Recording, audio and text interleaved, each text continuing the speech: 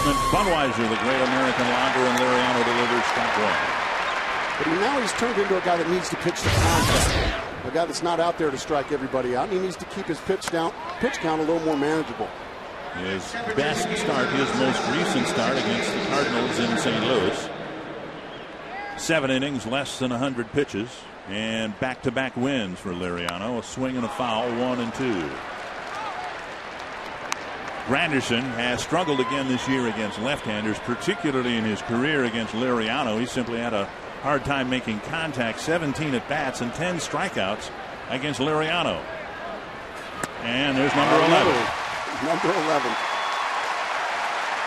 The Twins out in the field have Jason Kubel in left, Denard Span in center, Michael Kadire in right, Ryan Butcher in for Joe Creedy at third, Brendan Harris, Nick Punto up the middle, Justin Morneau at first, and Jose Morales, the third string catcher on this Twins team, does the catching here this afternoon. One gone, and Placido Polanco hitting for Detroit. Polanco in this series 3 for 8, and that's one game. He got 2 big hits in the extra innings last night to drive in runs in the 14th and 16th innings. 1 strike from Liriano and a foul, 2 strikes. Last night Polanco drove in what the Tigers thought was going to be the game-winning run with a base hit. The Twins tied it up, and then he did it again in the 16th inning.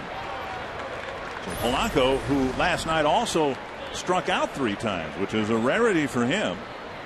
R.A. Dickey, the losing pitcher, giving up 9 hits in a relief role. Both teams, Mark, used everybody in the bullpen last night.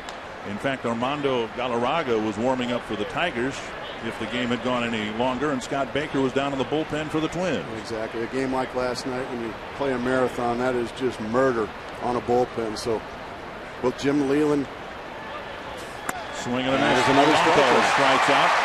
Manny Ramirez coming to the plate in San Diego, and we'll switch our broadcast to the West Coast.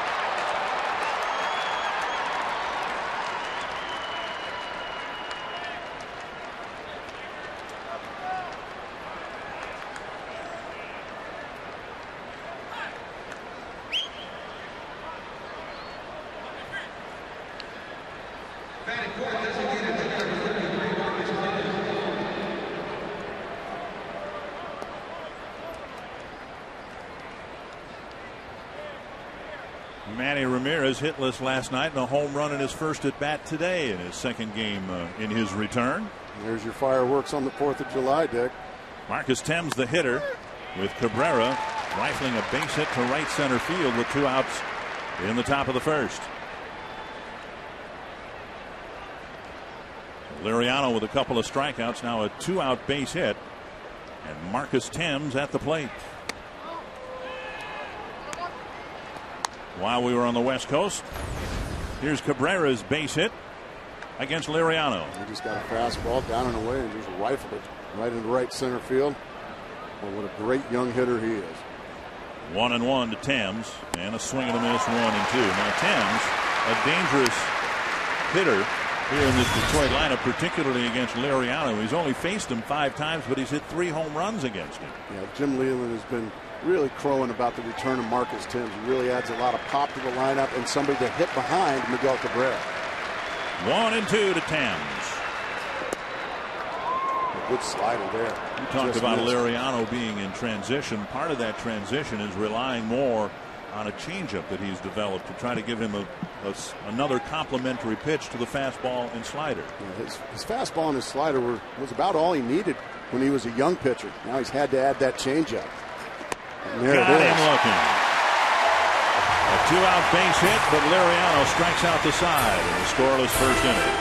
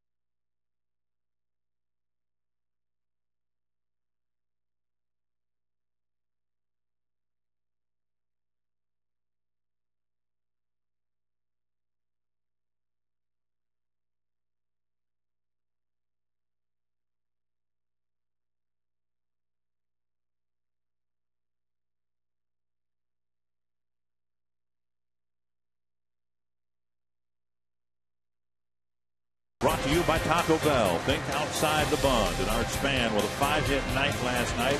Joe Mauer hitting .390 on the season.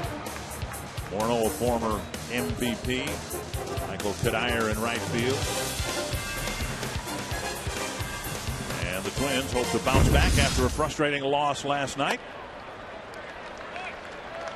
And now today's Sprint pitcher profile for Edwin Jackson. Edwin Jackson, one of the best right-handers and, well, best pitchers in the American League this year. Somehow, some way, with an ERA of under 2.5, only 6 wins. Span with a high drive, deep right center field. Granderson retreats to haul it in. 1 down. Here's your scouting report. Brought to you by Sprint. He's got a swing and miss fastball. That means he can get the fastball by anybody, and it can reach the high 90s. He has no fear. Yeah. Joe Mauer, Justin Morneau, he's going to be facing hitters like that today, but he will challenge those hitters, even the great hitters, with that fastball. And really, he only goes to the off-speed stuff when necessary. Like if he gets his fastball squared up a few times, will he break out the off-speed stuff? This is a Detroit staff that probably throughout baseball is the hardest throwing staff. You've got Jackson, who can throw in the mid to upper 90s, a relief corps that starts in the low 90s and can exceed 100 miles per hour. Verlander in his career has threatened 100 miles per hour and passed it a few times. Harris at the plate with 1 strike. And now inside 1-1. And Jackson, of course, in his first year with Detroit, coming over from the Rays. Jackson trying to pick up his first win in 4 weeks, but you can't blame him. He has pitched very well throughout, just has not been given much run support. You can see the work in progress, emphasis on the word progress for Edwin Jackson. High and tight to Harris. And that's one thing that really will help Edwin Jackson, a hard throw. When you can pitch in and pitch in effectively like that, well, that'll open up the outside corner. Harris chops it off a leg, foul. Still 2-2. If you can open up that outside corner, if you can get guys thinking inside, when you throw as hard as Jackson does, you're going to get a lot of called strikes because they're going to be thinking in as you're going away. He's also learned a lot by pitching behind Justin Verlander. Verlander and Jackson are split now for a good part of the season, though. They were back-to-back. Fouled up in our direction. And there's Verlander, who won't pitch in this series, but Jackson, pitching behind Verlander, studied Verlander and learned how he approached hitters. And Verlander has come up with a very good year this year, and Jackson has followed suit. They were for a while a very good 1-2 punch. Up high, and now a full count to Harris. Yeah, that's a pretty good guy to piggyback when you've got that kind of stuff. And really, Jackson throws nearly as hard as Verlander, one of the harder throwers in the game. Rick Knapp, the pitching coach for Detroit, said that Jackson's become more, my word, not his, but cerebral, studying the game, studying at bats. There's a called third strike to Harris, and out number 2. A little bit of a slider there on the 3-2 pitch. Harris thought it was inside. It looked like it may have shaved that inside corner. Mike Riley, the home plate umpire, rings it right up. Joe Mauer caught all 16 innings last night. He's in the game as a designated hitter here today, hitting at .390. A couple of hits in the game last night, and when you hit .390 and go 2 for 6, your average goes down. That's a shame, isn't it? That just should never happen. That's how good a year this kid's having. Mauer did not play the first month of the season. His season started on May 1st. The numbers he's accumulated, the home runs and the runs batted in, speak of a player who has played the full season, but he has not. He missed the first month. He still is just a handful of plate appearances short of qualifying for the league leadership in hitting.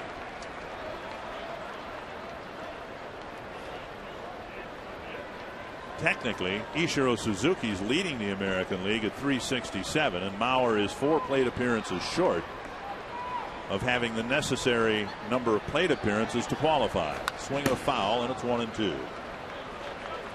To reiterate what we talked about earlier, Dick, 3 fastballs right to this .390 hitting Joe Mauer. There's just no back down in Edwin Jackson. I don't care who you are. Let's play baseball. Well, Jim Leyland said this morning, he said he considers Mauer and Morneau to be the best 1-2 punch in the game. And last night, Leyland intentionally walked both Mauer and Morneau to fill the bases with Joel Zumaya on the mound.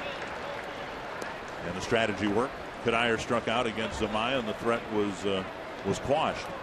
You always have meetings before a series, and these two guys, Mauer and Morneau, you say these are the guys that, well, if given the opportunity, we don't want these guys to beat us.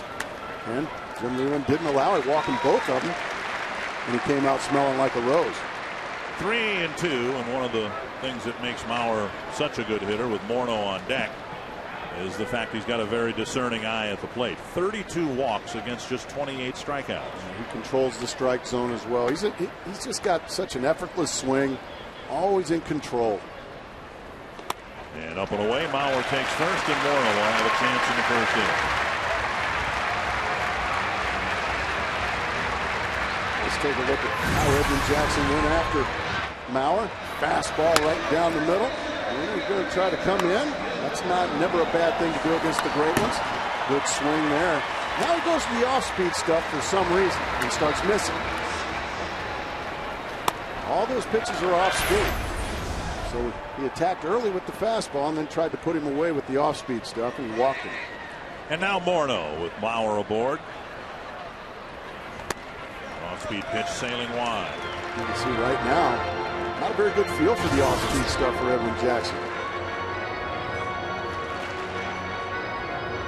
Twins beat Jackson earlier this year at Comerica Park, but he pitched 6 very good innings and then wobbled a little bit in the 7th and gave up a crooked number. Toward the hole and through. Mauer will round second and hold up there. More so Mauer than Morneau, but both used the whole field to hit. And that time Morneau found a hole through the shift. Yeah, the shift you were talking about there. Shortstop is playing on the right side of the diamond. All he did is just poke it over to the left side. And that's an easy base hit. Another easy base hit for Justin Morneau.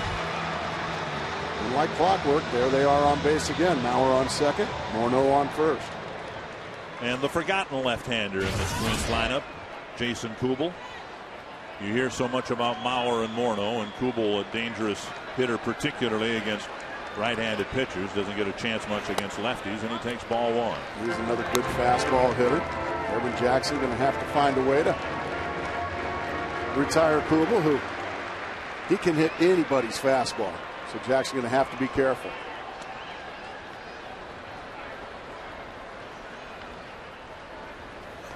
Swing and a miss at the fastball at 95 miles per hour. And that's what Jackson can do. He can reach back in the tough times, and he can find 95, 96. And he just threw that one right by Kubel. 1-1 to the Twins left fielder. Laced to left. Rayburn is there to catch the line drive and put an end to the first inning. Scoreless first here in Minneapolis.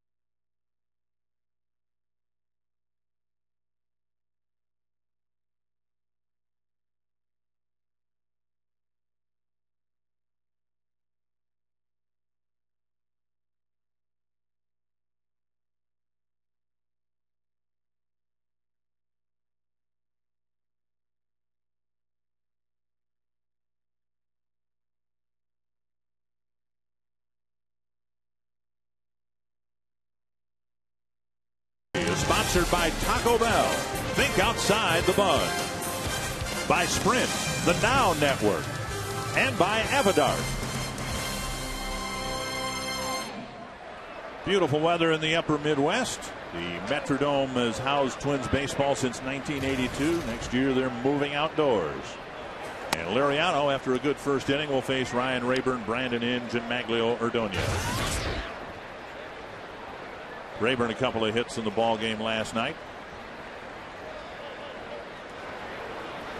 Swing and a miss, 1-1. I know I'm looking forward to seeing Twins baseball played outdoors, even though April might be a little bit chilly, and heck, sometimes even June. A high fly to short right.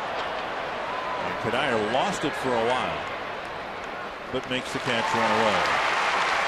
Very special day throughout Major League Baseball. All 15 games this year, raising awareness for ALS, amyotrophic lateral sclerosis, otherwise known as Lou Gehrig's disease, on the 70th anniversary of his infamous speech.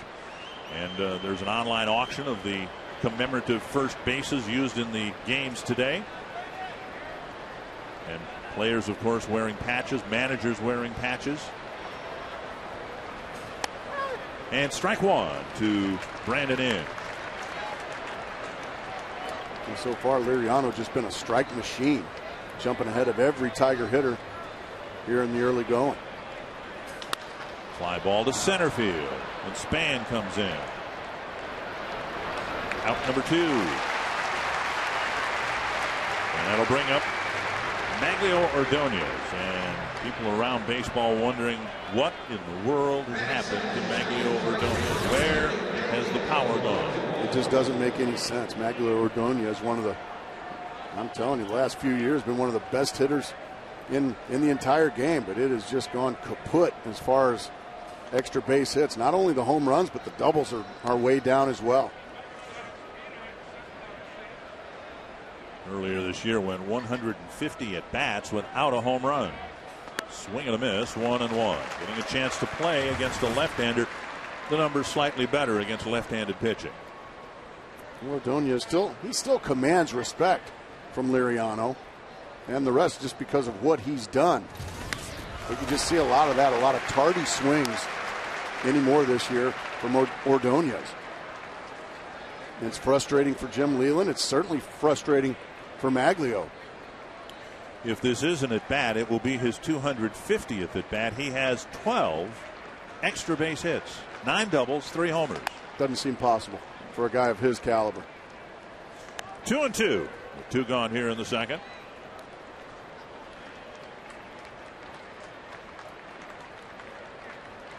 You can see the slugging percentage for Ordonez taking a nosedive. He's tried everything, different approaches at the plate.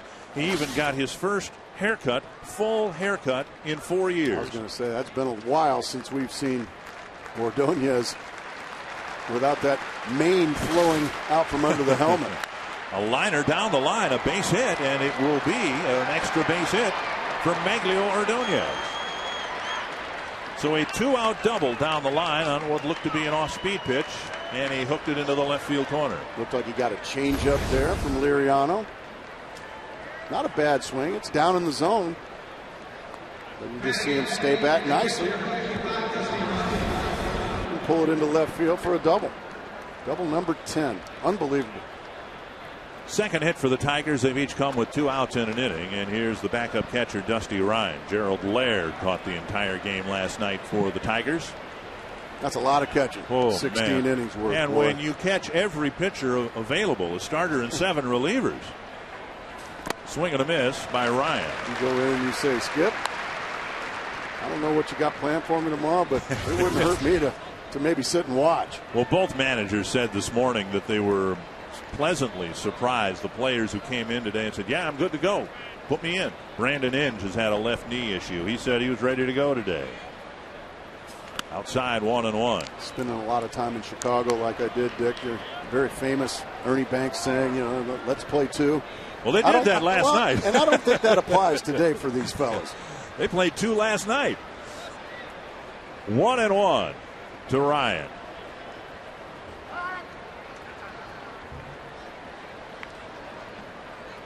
Every relief pitcher was used. 16 innings. The Tigers scored 3 in the top of the 16th, and the Twins nearly got it tied up in the bottom of the 16th. 2-1 after the game. Kevin Slowey, the Twin starter, was put on the disabled list with an injured wrist or a sore wrist. He's flying out tomorrow to have the wrist examined on Monday. 2-1 to Ryan.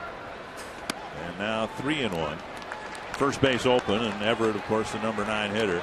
Slowey, in his last start last year, was hit by a line drive. Juan Uribe of the White Sox hit him in the wrist with a line drive. And he's experienced pain in the right wrist area ever since, and it's just gotten to the point where with back-to-back starts of 3 innings are going to take a look.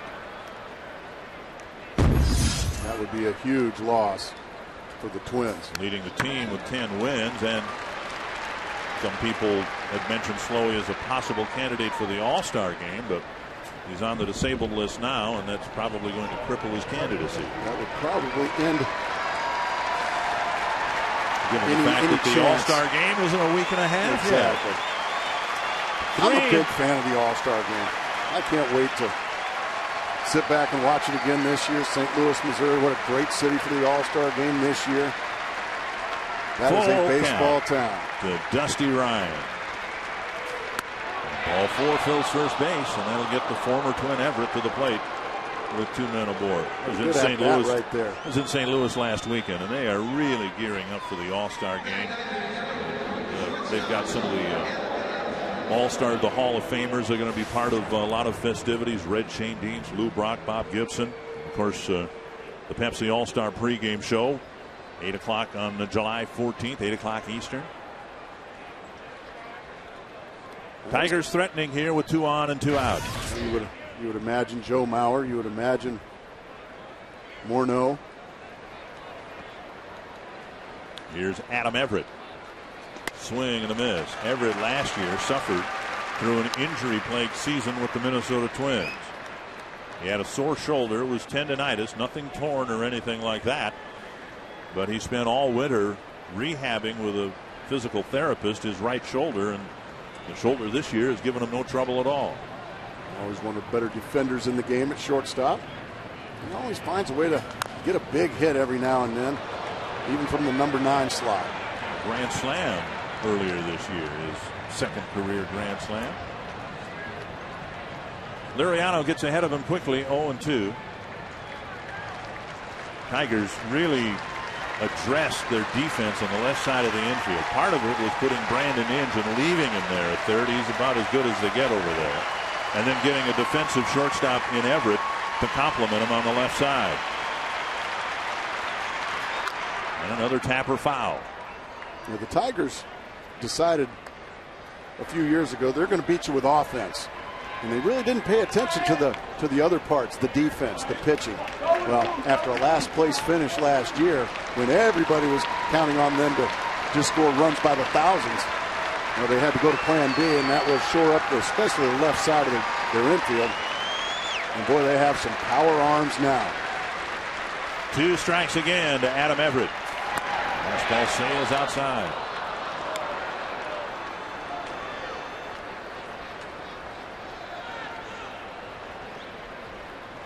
For his part, Everett really is regretful that the Twins fans never got a chance to see him play at his best. He was really hindered with that shoulder injury all year long and was all but released midway through the season. Nice block by Jose Morales, the catcher, and it's 2-2. A few more pitches this inning, but a good strike-to-ball ratio. And he had an easy, breezy first inning, striking out the side. Having to work a little extra hard here in the second inning. Tigers putting together some at-bats on him. 22 pitches this inning. And now the count even to Everett. Got him. A fastball that covered the outside corner. 4 strikeouts through 2 innings for Liriano.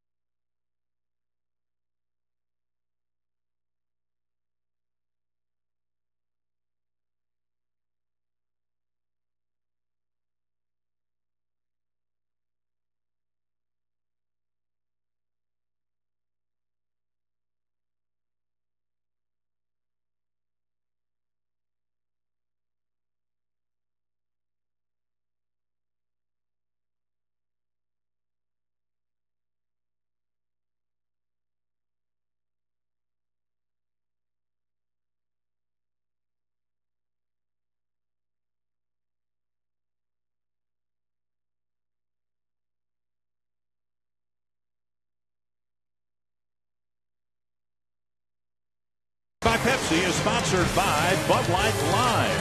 The drinkability of Bud Light with the refreshing taste of lime. No score going to the bottom of the second inning. It'll be Michael Cuddyer, Brian Busher, and Jose Morales facing Edwin Jackson, who gave up a walk and a hit with 2 outs in the first. And the same pitching matchup that the Tigers and Twins had back on May 4th at Comerica Park, with Liriano beating Jackson in that game.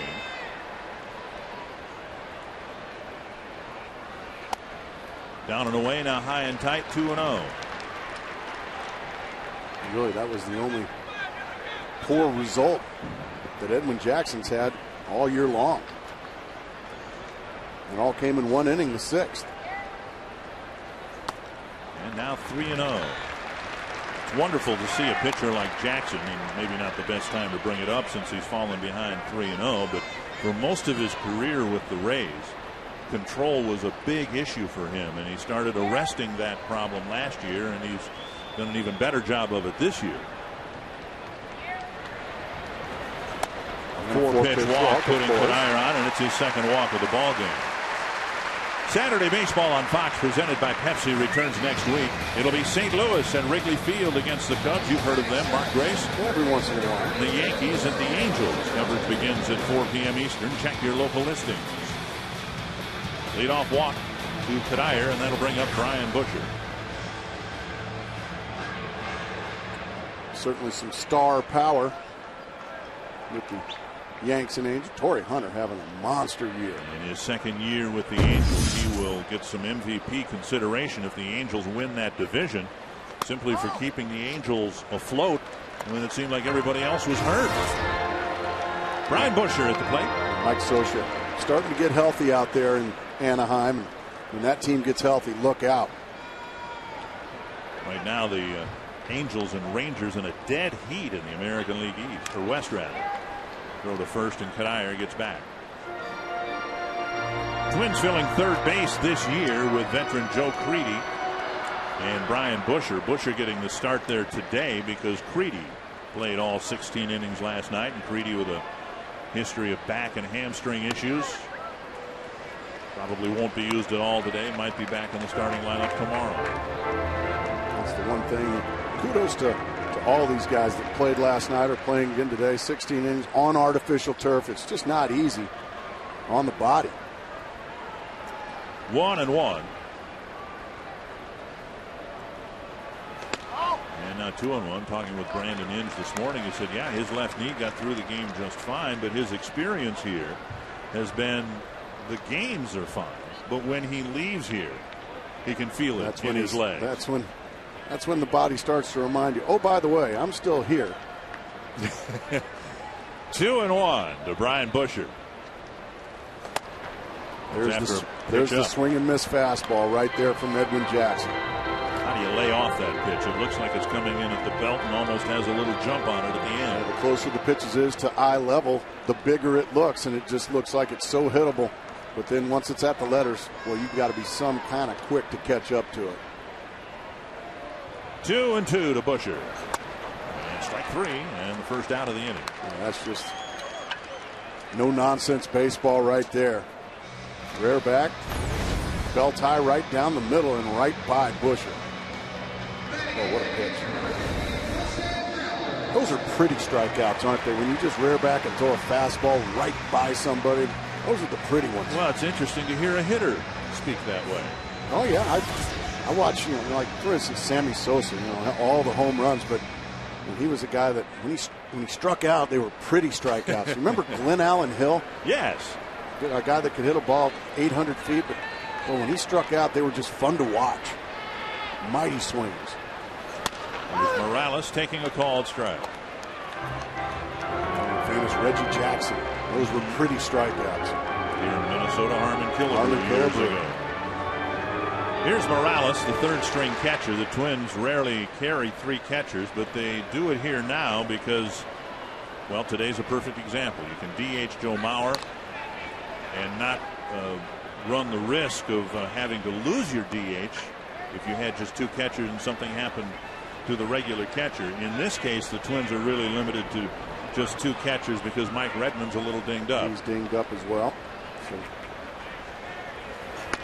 Just outside, 1-1. Yeah, Edwin Jackson trying to shave that outside corner here the entire inning. Just been a couple inches off, and Mike Riley not going to extend it for him.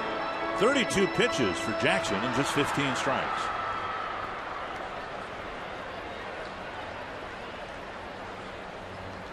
You just see how much he's improved by pitching to more contact.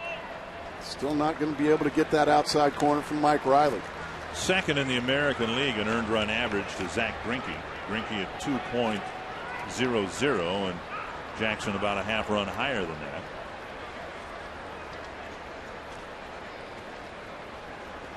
Two and one to the switch hitting Twins catcher.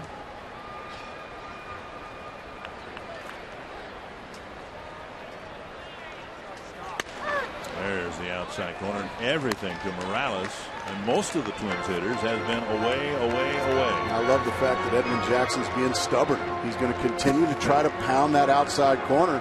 I'm going to keep throwing it there until I find that arm slot. It wouldn't surprise me at all if he goes right back to the outside corner. Yep.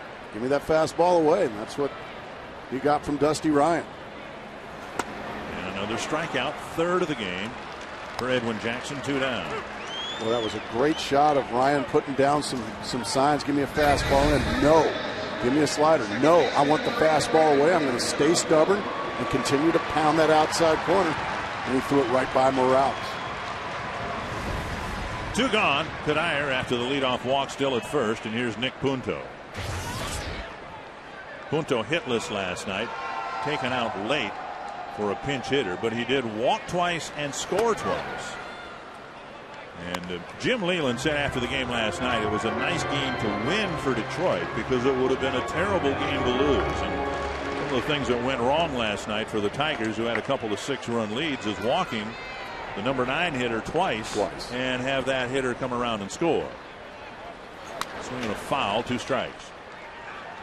Jackson just jumps right ahead again with a couple of fastballs away.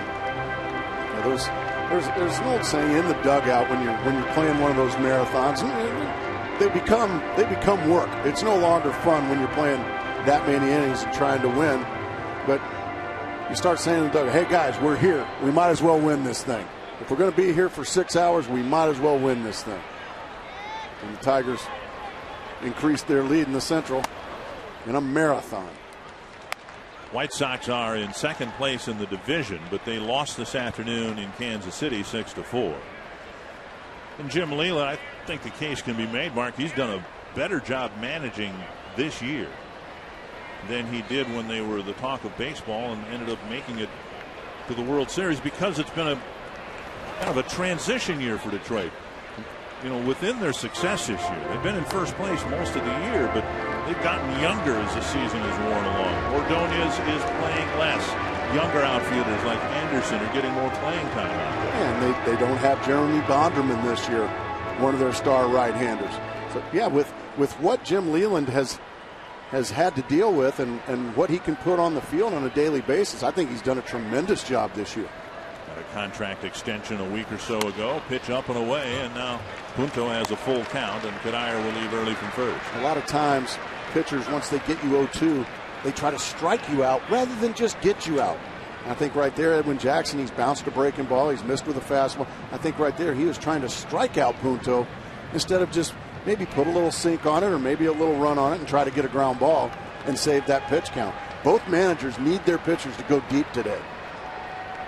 Cuddyer takes off, and Punto walks again. He's reached 3 times in this series, and the Tigers have issued a free pass to the number 9 hitter, hitting .209 3 times. The predictable response from Jim Leyland.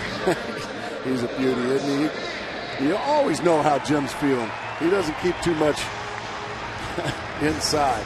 And now Span, who hit the ball fairly well his first time up and coming off a 5-hit game last night, comes up with 2 men aboard, and Jackson, first time through the Twins lineup, has walked 3 men. And that's the problem when you walk the number 9 hitter. Well, you turn the lineup over and you start having to face guys that get paid very handsomely to drive these runs in. Outside ball 1. Span dilemma to deal with, an inner ear infection that affected his equilibrium and his eyesight. And Twins had an off day the other day, and he said that off day meant the world to him. He said before the game last night he felt the best he's felt in weeks, and then he goes out and gets 5 hits.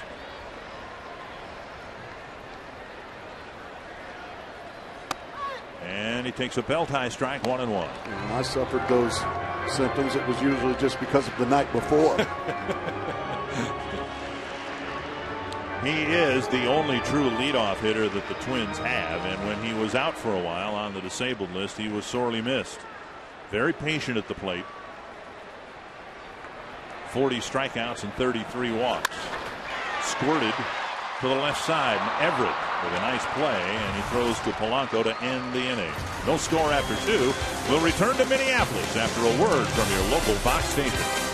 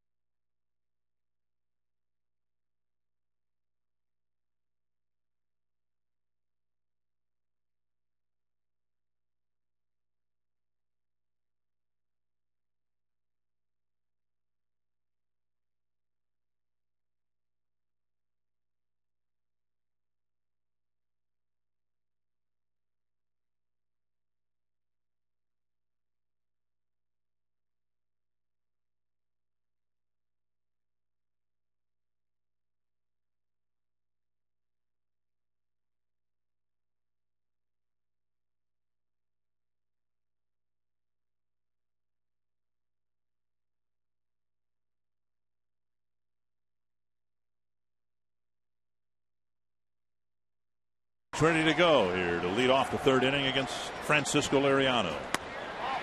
Off-speed pitch away. Granderson struck out for the 11th time in 18 at-bats against Liriano to start the ball game. That's where you might think about laying down a bunt. Because he's got such great speed. But the thing is with Curtis Granderson, not your prototypical leadoff man when it comes to power. He hits a bunch of home runs. He and Brandon Edge share the team lead with 18. And because of that, Granderson for a while was hitting in the middle of their lineup. But as we said regarding Denard Span and the Twins, Tigers had a hard time filling the leadoff spot with Granderson hitting in the middle of the lineup. Big swing and a miss, 2-2. And so sometimes it's not so much that Granderson can't hit in the middle of the lineup, it's the vacuum he creates behind him in the leadoff spot. There they are. And each with 18 home runs. Cecil Fielder and Mickey Tettleton a long time ago had better first halves. Here's a foul over the Twins dugout. And that's why Jim Leyland keeps penciling Granderson in, because even though the success has been minimal against Liriano, if he gets a mistake, he can hit it a long ways. Brandon Inge right there. As you see, Jim Leyland said he should be in the All-Star game this year. That is chopped foul between Gene Lamont and the line. Brandon Inge, a guy like you mentioned, 18 home runs and Gold Glove caliber third base year in and year out. 2-2. And now outside to the speedy Granderson. Polanco will follow. Liriano with 1 walk allowed. Coming in the second inning, but he has struck out 4. He has struck out 5. 1 away. Time for a DirecTV game break, and we'll take you to beautifully new remodeled Kauffman Stadium. Luke Hochevar giving up a long home run to Jermaine Dye, a 2-run home run, giving the White Sox an early 3-0 lead, but the Royals struggling offensively come back. Roberto Callaspo with a single scoring Jose Guillen and Martin. Royals took the lead, won the ball game 6-4. All eyes certainly on the White Sox, who have been playing tremendous baseball, winners of 7 in a row going into that one. 1 down, and here's Polanco, who went down swinging last night, or in the first inning. 3 times last night and once in his first at bat here, and this from a guy who hardly ever strikes out. Very rarely. Doesn't walk much, doesn't strike out much. His 4 strikeouts in this series bring his season total up to 25. 2-1. Going back to that White Sox game, the Royals winning that game 6-4. That's posted up here. Trust me, those players see it. They realize that they've got a chance to make a move on the White Sox today. I was a scoreboard watcher even in April. Sure. I mean, I always, a lot of players sit there and say, "Nah, I don't. We got to take care of our business. I don't look at the scoreboard." They're lying. That's where it's posted up here. Scoreboard the facing of the upper deck here at the Metrodome.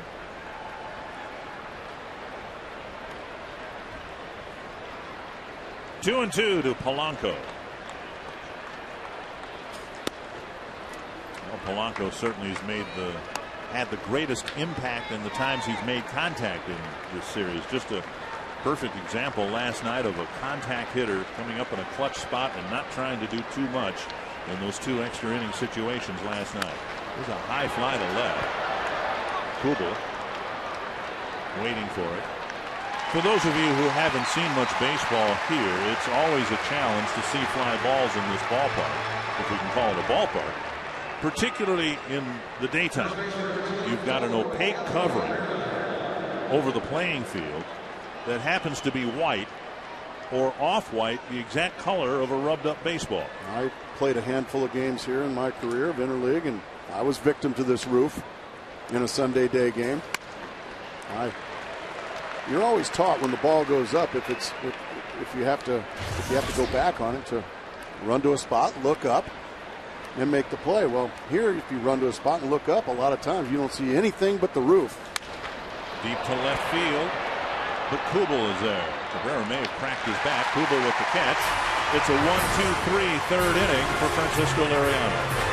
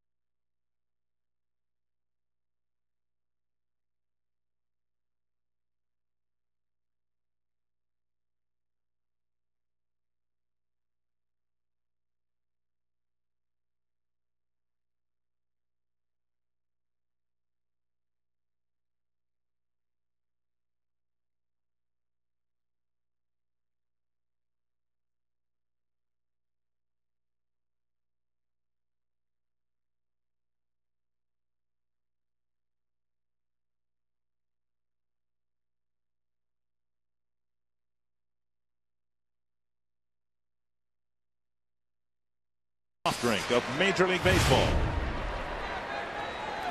Brendan Harris leading off the bottom of the third against Edwin Jackson. He takes inside, ball one. Harris, Mauer, and Morneau facing Jackson, who has given up just one hit but 3 walks.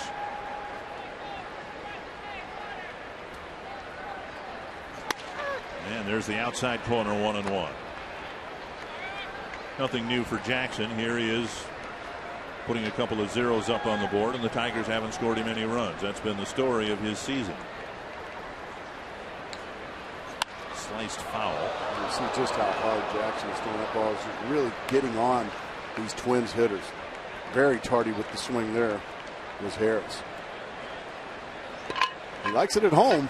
One of the reasons the Twins have had a good home record this year. Harris has done well at home. Mauer has done well in his home ballpark. Under the chin, 2-2. Once again, pitching inside effectively. Not going in to hit him, but going in to make the hitter move. When you can make the hitter move, you achieved a lot. Right back to the outside corner he goes. And another full count. Pitch is slowly but surely starting to pile up a little bit on Edwin Jackson. 5 3-ball counts for Jackson. His first 11 batters. And again, 3 of them have walked. High fly to right center field. And Granderson with the call and the catch. Jim Leyland, between innings, was asked how or what improvement he's noticed in Edwin Jackson this year. Well, he's had a more consistent delivery for the most part. Although he's been a little out of whack today so far. You know, we want to get him settled back in. We've got to watch him real close, but I think his delivery's been a little more consistent. He's starting to use his changeup a little bit more, as well as his slider, instead of just trying to overpower people. After last night's marathon, Skipper, you really need him to go deep in the game, don't you? Yeah, it'd be a good idea. Both pitchers got pretty high pitch counts already. You know, Edwin's thrown, I don't know, somewhere around 50 pitches in 60 pitches, and you know that's not good. I mean, that's a little rough. But we're hoping we can get him a little deeper. Excuse me, when I said that, some 40-some pitches, but you need to get him a little deeper. But I won't take a chance of getting anybody hurt at any cost. And our thanks for Jim Leyland's time. 1-0 to Mauer, who drew a first inning walk. Now he takes ball 2. And since Jim Leyland mentioned it, Jackson now has thrown 52 pitches. Yeah, even the outs he's getting are 5 and 6, even 7 pitch outs. That just really takes a toll. We've been saying it a lot after last night's marathon. Both bullpens are taxed. Well, Jim Leyland said that in today's game, and for that matter, tomorrow's game, Joel Zumaya and Freddie Dulce won't be used. So the number 1 setup guy for the Tigers, Zumaya, threw 53 pitches last night. Dulce threw 64. And they're not even on the available list for Jim Leyland this afternoon. Pitches up high, 3-1. The Twins in a little bit better shape with their bullpen. Nathan and others didn't throw that many pitches last night. Bobby Keppel, 14 pitches. Nathan, 21. Matt Guerrero, 19. 3-1 to Joe Mauer. Up the middle, but right at Everett.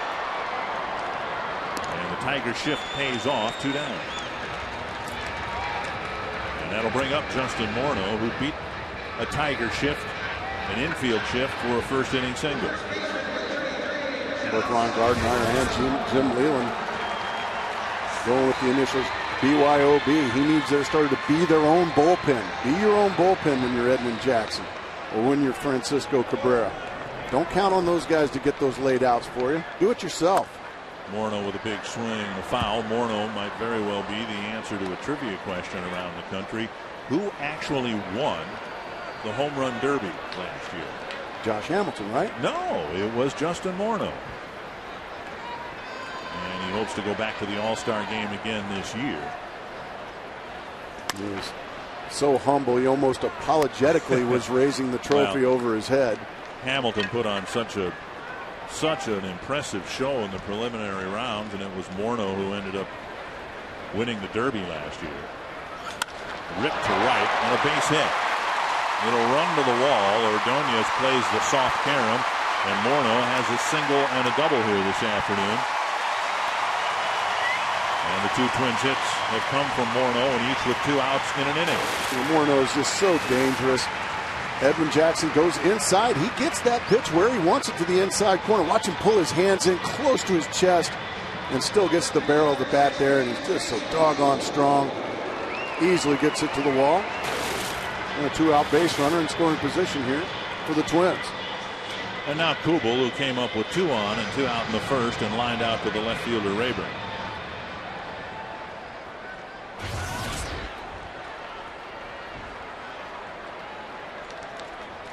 Rare for a team to have 3 straight left-handed batters in succession in the middle of their lineup, but that's the state of affairs in Minnesota with Mauer, Morneau, and Kubel. Now against lefties, it's a different story. Last night, Tigers had a left-handed pitcher, and Ron Gardenhire took Kubel out of the lineup. Well, you've also got 2 of those lefties in Mauer and Morneau. They don't give an inch against left-handers. They don't care if you're left-handed or right-handed. They're going to hammer you. Kubel pops it straight up, and enough room for the catcher Dusty Ryan to make the catch. 3 scoreless innings here. Happy 4th of July to everybody.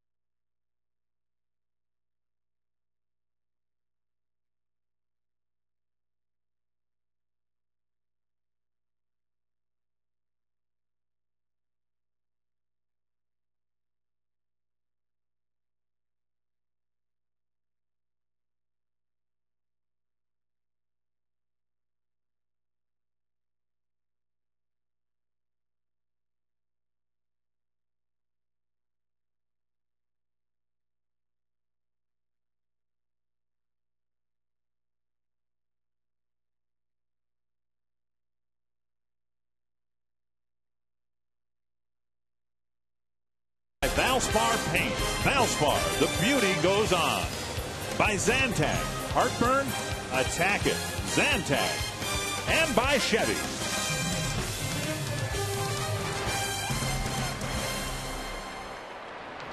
Francisco Liriano pitching to the Tigers in the 4th, starting with Marcus Thames. First pitch dribbled foul. Strike 1.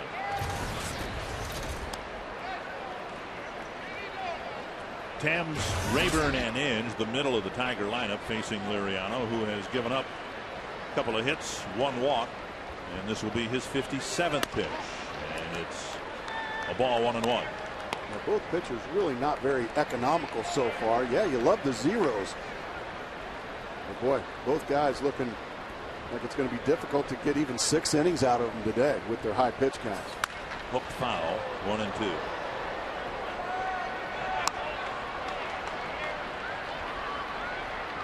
In 16 innings last night, the Tigers, who were swept here in Minnesota back in May, really felt they needed to win the opening game here last night, to the point where Jim Leland pulled Luke French, his starting pitcher, out with a 5-run lead after 4 2/3 innings, saying it was in essence, more important for the Tigers to win than for Luke French to get his first major league win.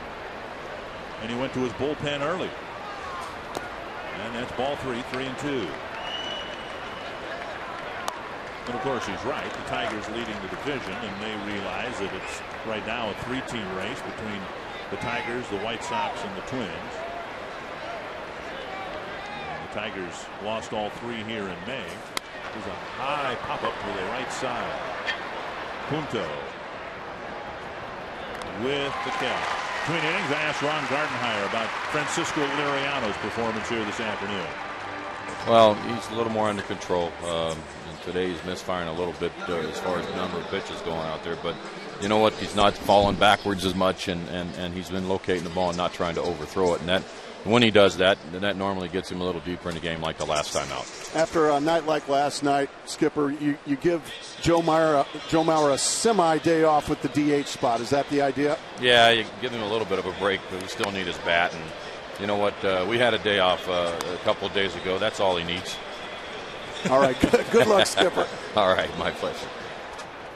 That's all he needs. Ryan Rayburn, the hitter, 1-0 the count. And a liner lunged for and caught by Busher. Brian Busher taking an extra base hit away from Ryan Rayburn. Oh, what a gorgeous athletic play. Look at the dive to the right. That saved extra bases. Just the reflexes. Well, that is a highlight film play right there. Super play there by Busher. 2 down in the 4th, and 6 straight retired by Liriano. Inge, the hitter. Inside, ball 1. Yeah, Jim Leyland said again today, he thinks Brandon Inge should go to the All-Star game in St. Louis and back up Evan Longoria. Inge's numbers offensively very solid. Last year, of course, he moved around. He caught some. He played in the outfield. He played some at third base, and he hit just .205.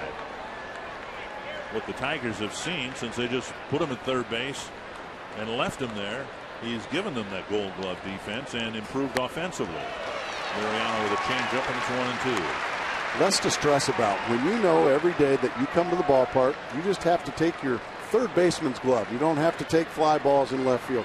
You don't have to take ground balls at first base, or whatever it is they have in mind for you. It's great to be versatile as he strikes out.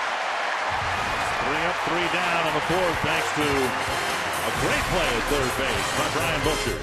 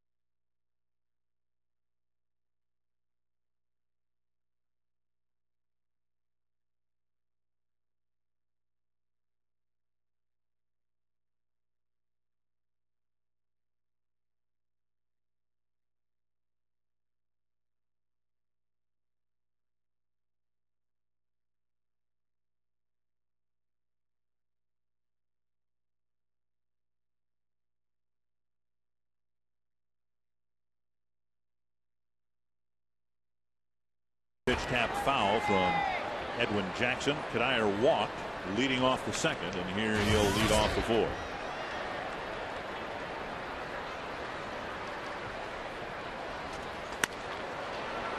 Good slider there from Edwin Jackson to jump ahead 0-2.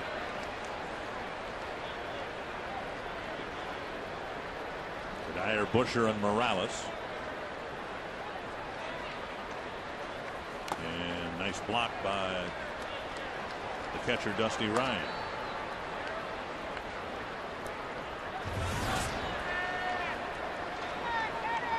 You see the number of pitches, 63. Not the greatest balls and strikes ratio at all, but bottom line is he's putting zeros up so far. Kadire drives it to left field. Rayburn going back. It is off the wall. It's gone. A home run. Just over the reach of Rayburn, and Kadire puts the Twins up 1-0.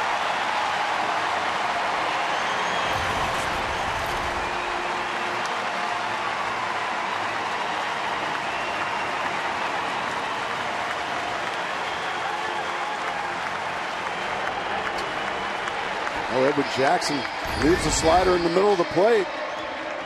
And Kadire, he just goes out, gets extended, and hits it a long ways.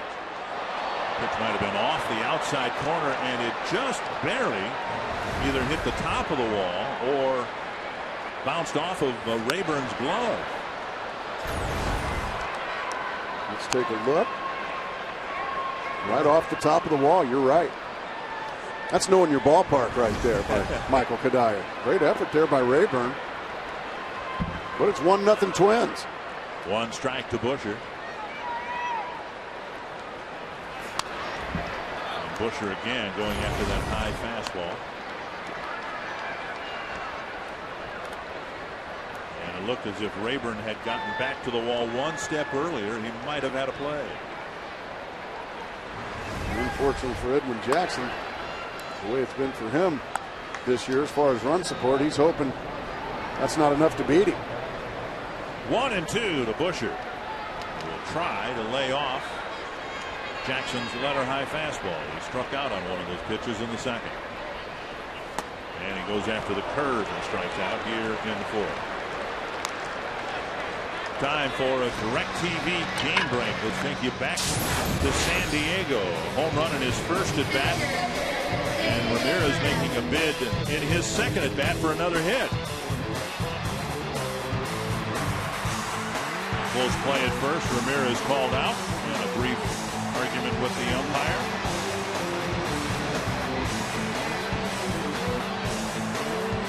None too happy in his return.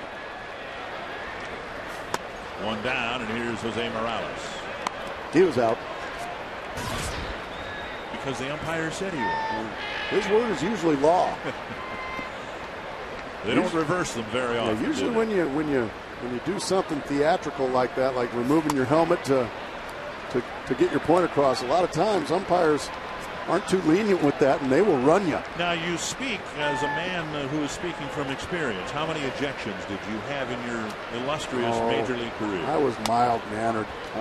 I'd say probably in my 16 years, probably 5. Okay. Probably 5, just for griping. Well, of course not. All I did was come out and say, "Excuse me, kind sir, but I think you may have been mistaken," and I got run. 2-1 to Morales, and a swing and a miss. And there's that, what you call it, a swing and a miss fastball? That's the swing and miss fastball that Edwin Jackson has. For instance, like Francisco Liriano has a swing and miss slider, a great slider.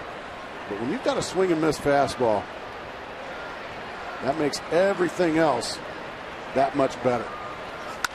And Morales slices it foul over the Twins dugout.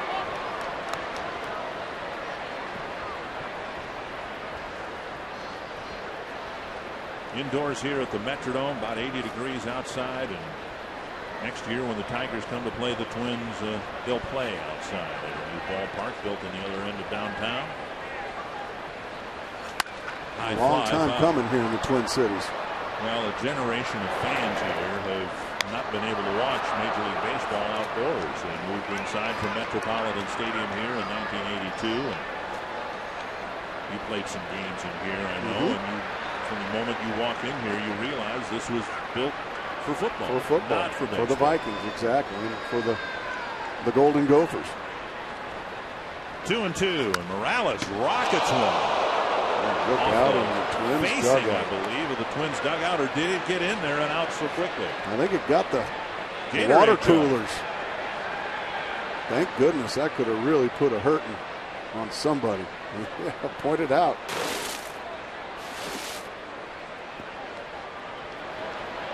Here at the Metrodome, they don't have screens like they have, I believe, in most ballparks now. 2-2. Jose Morales. Up the middle. Backhanded by Polanco. And Morales thrown out. 2 down. Well, you've worked a long time here, Dick. Do you ever recall anybody getting hurt in a situation like that? A foul ball getting nailed into the dugout like that? Not seriously. It's very close to home plate here, and it will be in the new ballpark at Target Field too. It's going to be a beautiful ballpark. There's not going to be a whole lot of foul territory, so the dugouts will be out very close to the baseline, but I'm sure they're going to have protective screens in front. Here's Nick Punto, who drew a 2-out walk in the second inning. The best example, I think, in the spring training game, Matt Keogh took a line drive in Arizona. Yeah, that's really, when you think about it, baseball responding to the tragic death of a minor league coach last year in a foul ball, and Punto slaps a base hit up the middle. Base coaches now wearing helmets, and I'm sure it's in most ballparks the reason those screens are put up to avoid any serious injury in a dugout from a foul. Exactly right. Punto with a base hit. He's reached twice, and that'll bring up Span. I remember one time I made the mistake of my rookie year. Don Zimmer was my manager, and we're in Shea Stadium where the Mets play, or the former Shea Stadium, and they didn't have the protective screens. Doc Gooden threw me a fastball that I was very tardy on, and I got all of it right into our dugout, and I hit my manager, Don Zimmer, right in the shoulder. Needless to say, I didn't play for a couple of days. Here's Span, 0 for 2 on the day. Punto a threat to steal. The regular catcher for the Tigers, Gerald Laird, very good at throwing out runners. Less so for Dusty Ryan, his backup. Known more as an offensive catcher rather than a defensive catcher. And so we'll see if Punto's asked to take off here with 2 out in the inning.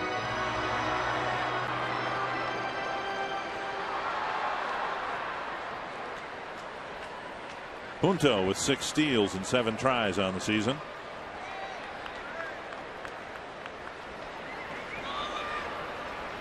Out on the first pitch, and Span takes strike 1.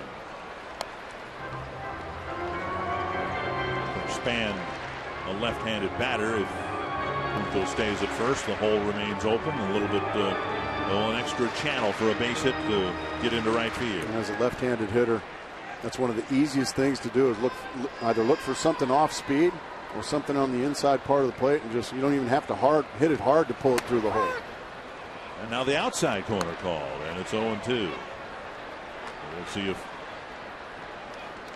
Punto is asked to go now with 2 strikes on the hitter. 0-2, usually a difficult count to steal bases. It can be a pitch out count. It can also be a wasted fastball count up and away. And a look over, and Punto stays put.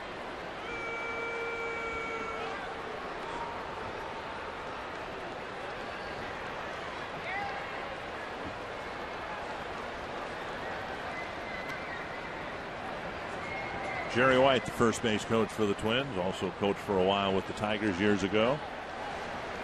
Punto goes, and down and in. It's a ball and a steal without a throw.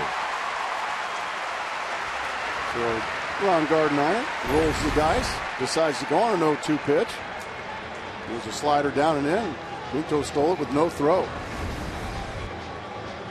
Twins with a bit of a different identity. A couple of years ago, they had a lot of speed, stole a lot of bases, did a lot of hit and running, and this year's version of the Twins team more power laden. As a result of that, they've done less running. Just the 40th steal on the season for the Twins. It's one thing, Dick, to steal bases, and they're exciting, and it certainly helps. But nothing kills an inning like a caught stealing. Yeah. So Ron Gardenhire, you got to have a high success rate, or else you're just going to kill innings. Span drives it to center. Granderson is there. Pretty well hit ball for the third out of the inning. But the inning started with Michael Canary's 13th home run of the year, and the Twins take the first lead of the afternoon.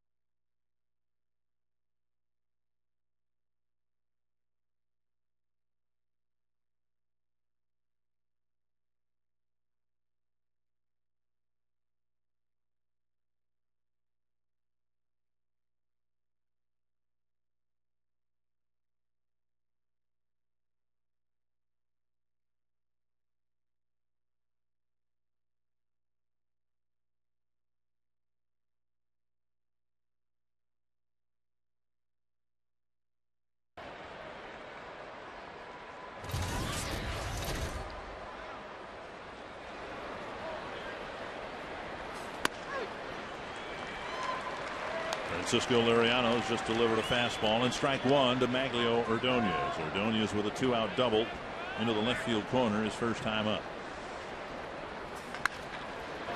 Great stop, a foul ball. Busher stopped it behind the bag at third, and third base umpire Eric Cooper said it was foul. Oh, what a great play, even though it was a foul ball. As a pitcher, when you got a guy, you see a guy out there even diving for foul balls, boy, you love that. That's a guy that wants it. 2 quick strikes to Ordonez. Just missed. That's a tough one to lay off there, Dave. Ordonez with very good numbers against Liriano, and years ago he had very good numbers against Johan Santana. At times it seemed Santana, as good as he was, couldn't get Ordonez out. Liriano gets Ordonez here, 1 away. Join Major League Baseball in helping our returning veterans. Log on to MLB.com or welcomebackveterans.org for more information on how you can make a difference. And what a great time of the year to do that on our nation's Independence Day. Happy 4th of July to everybody, wherever you may be, and we wish for you a happy and very safe holiday weekend. That's a good looking shirt there. You know, if you have a shirt like that, you pretty much have to wear it, though, on the 4th of July, don't you? Yeah, that's October, you wear it one time a year. October, it wouldn't work.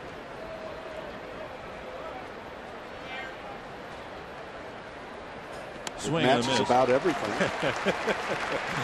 1-1. Ryan walked his first time up. Liriano has, the second time through the order, been perfect. First time through the order, a couple of hits with 2 outs and a walk.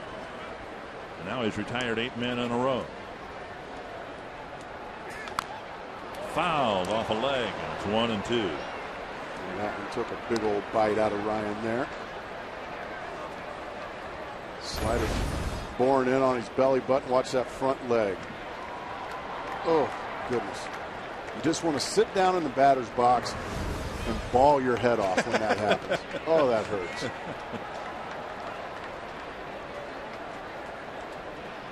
1-2 to Dusty Ryan. Pop up behind first. Morno and Punto. Now Punto in foul ground. Had to slam on the brakes to make the catch. 2 down.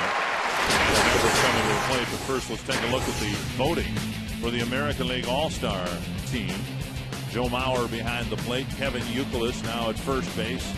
Kinsler and Jeter up the middle. Jason Bay, Josh Hamilton, Ichiro in right field. Evan Longoria at third. I think the fans did a pretty good job on the American League, don't you? Yeah. First, the All-Star game coming up in a week and a half on July 14th, and the Pepsi All-Star pregame show will come your way at 8 p.m. Eastern. And the only one I would maybe argue with, and I guess it's a decent argument, is Josh Hamilton in center field. You love what he's just been hurt for most of the year. Right. And the number's not what they were right. a year ago. But he's also, after what he did last year, I would imagine all the fans want to see him hit those moon shots again. I was fortunate enough to be there last year, Dick. That was something else. See, I love the All-Star game. I always have. As a kid, I think I watched every inning. I still do as an adult. I've gone to All-Star games just as a fan, just to watch. To me, it's a big event. And I'm old enough to where I remember it was almost a life or death situation for the American League or the National League to win the game. The National League seemed to win all the time. Well, yeah, and now it's certainly been reversed. And what makes it good is this one's tapped to first. Major League Baseball's All-Star game is the only All-Star game where the players actually try, and they try to win. A 1-2-3 fifth for Francisco Liriano.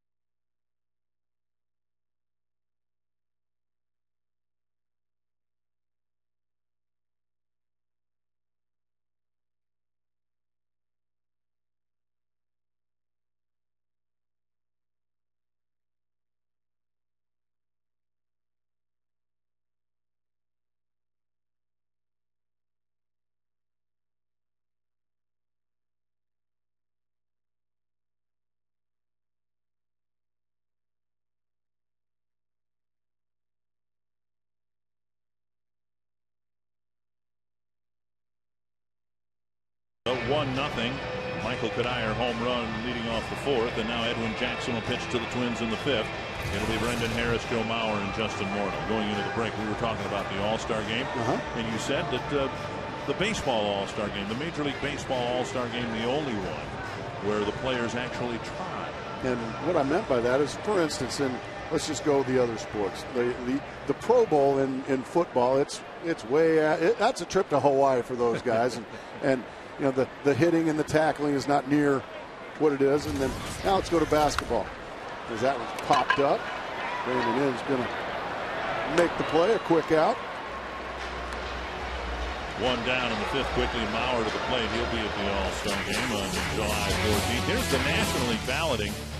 And, you know, what is interesting looking at not so much Beltran or Ibanez, but the representation from the fans in the middle to smaller markets like Ryan Braun in Milwaukee. So Ichiro in right field for the American League. Joe Mauer here in Minnesota. Everybody's going to vote for Pujols. Right. But Hanley Ramirez. Right. Hanley Ramirez Exactly. of the Florida Marlins. What a fabulous player he is. And American League fans just don't get a chance to see the Florida Marlins very often. He may be all around top 3 players in the game. I think it says something for how well educated the baseball fans are, that they realize that even though he's in a smaller market, a less visible market, that he's worthy of being started or starting for the National League. And don't forget to see if your favorite player will be headed to St. Louis for the All-Star game. TBS will have the All-Star Selection Show Sunday at 1 o'clock Eastern, noon Central. The game is Tuesday night, July 14th, right here on Fox, preceded, of course, by the Pepsi All-Star pregame show. Maurer with a swing for the fences, and it's 2-1. Big swing. And I'm going to go back to the All-Star game stuff, Dick. For instance, in basketball, there's no defense played in the basketball All-Star game. It's about 160 to 150. And, of course, in the hockey All-Star game, there's no checking, no hitting. I mean, these guys are trying to win the baseball game in the baseball All-Star game. I love that. Maurer fouls it back 2-2. Maurer already with a career high in home runs, 14, and people have been waiting for Maurer to pull the ball and hit for more power. Now he's hit for more power, but all but 2 of his home runs have been hit to either center or left. So the power is there, but he's not pulling the ball anymore. He's got that rare ability to hit the ball long ways to the big part of the park as he strikes out. Foul tip, and they're going to ask for the third base umpire, Eric Cooper, to see whether it was a foul ball into the dirt or not. I think. And Ryan now firing the ball into left field. It is a strikeout of Maurer. Tigers may have gotten a break here. If it indeed was a foul tip, nope, that was caught on the fly. That's a good call there by Mike Riley. It looked like it might have gotten into the dirt, but it didn't. It was caught clean there by Dusty Ryan, so that is a good call by Mike Riley. And a rare strikeout for Joe Mauer. 2 down in the fifth, and here's Morneau. He's got a single and a double against Jackson. Deep to right, and now the home run.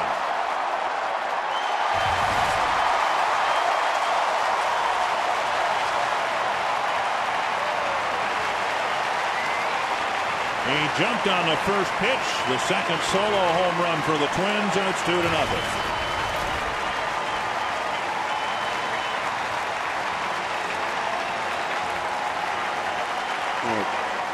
Morneau, just such a strong young man. You make any mistake to him, he just pounds it. Watch his hips. His hips just explode through the baseball. And boy, when it comes off his bat, it makes a sound, doesn't it? My bat didn't make that sound, Dick. How many major league home runs? Not that I was counting, but 174. That's pretty good. Yeah.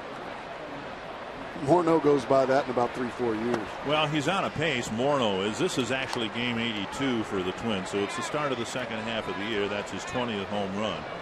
With a little bit of a nudge in the second half, he could become just the second Twin ever to hit 40 home runs in a season. Harmon Killebrew is the only guy who's ever done it, and he did it annually in the early days of Twins baseball. Well, you just look at him, just lean back. Arms fully extended, head right on the baseball. And a beautiful result, a long, long home run. 2-2 to Kubel. Kadire leading off the fourth with a home run, and now Morneau with a 2-out homer in the fifth. 66 RBIs now for Morneau. And Kubel strikes I think that out. made Jackson mad. 2 strikeouts in the inning, but a second home run for the Twins as Morneau connects.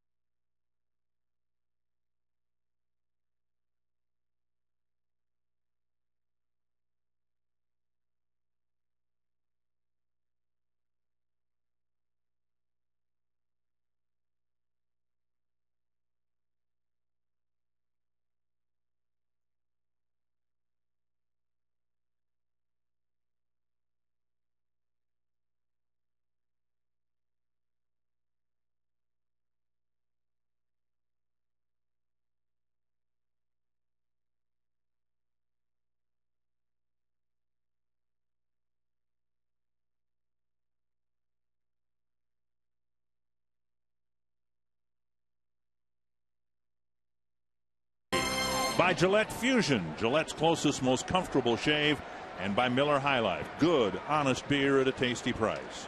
They're counting down the number of games left before the opening of Target Field next year. And they're down to 40 games left of indoor baseball here at the Metrodome. That was former Twin Juan Berenguer, former Tiger Juan Berenguer, who was asked to take down the number from 41 and reveal number 40. Granderson with a pop up to deep short. Harris backpedaling. 1 down. Mariano on a bit of a roll. And here's today's Gillette trivia question. Who is the last Twins first baseman to start an All-Star game? Justin Morneau with a remote chance to get there this year. Wow. We saw before the game a great Twins first baseman, Kent Herbeck, recite Lou Gehrig's speech. I mentioned Harmon Killebrew, who played a lot at first base, perennially a home run champion, or 40 or more a year. Strike one to Placido Polanco. Well, you grew up here and in this area. Did you spend a lot of time in the old ballpark? Go to one game a year. I lived out in the outstate area of Minnesota. There's a fly down the right field line, and Kadir watches it drift back into the seats. And of course, the big change that will occur here, even in the days of Metropolitan Stadium, that was a dual-purpose stadium. The Vikings played there as well, and there were those overlap situations in September where the Twins would be out of town, the Vikings would chew up the field, and then the baseball team would come back, and it was not an ideal situation. This will be different for baseball fans. A grounder to third, and Busher has it. This Metrodome actually housing 3 major tenants, the Vikings, the University of Minnesota. So Target Field opening up next April will be a baseball-only facility, and it's about 80% complete. The seats are being put in right now, and no, it does not have a retractable roof, but it'll seat about 40,000 fans. And by August of this year, the turf will be laid, the seats will be put in, And by October, they say the ballpark will be up and running, and then it'll go dormant during the off season. And it has heating coils, or will, under the turf, so they'll trick the grass into turning green in April in Minnesota when it normally doesn't turn green until May. Well, I'm a big believer in this great game of baseball, the greatest sport in the world. Should be played outdoors. Well, and you, of course, played at Wrigley Field for the bulk of your career. Cabrera swinging and missing. When the Twins were at Wrigley Field earlier this year, it seemed as if a third of the fans, at least, were Minnesotans who went all the way to Wrigley Field to watch the Twins play outdoor baseball. Sky to the right side. It may hit the roof. Punto tracking it, and he makes the catch. Another 1-2-3 inning for Liriano, his 4th in a row. The construction still going on a holiday at Target Field.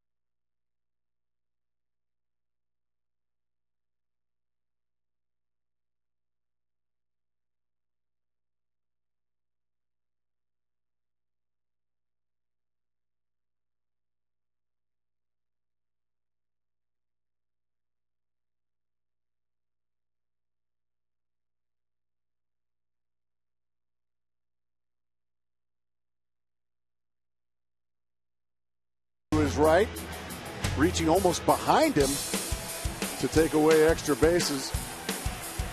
Here a couple innings ago, that helped Francisco Liriano put up another goose egg. He's put 6 goose eggs up today. Liriano only given up 2 hits so far.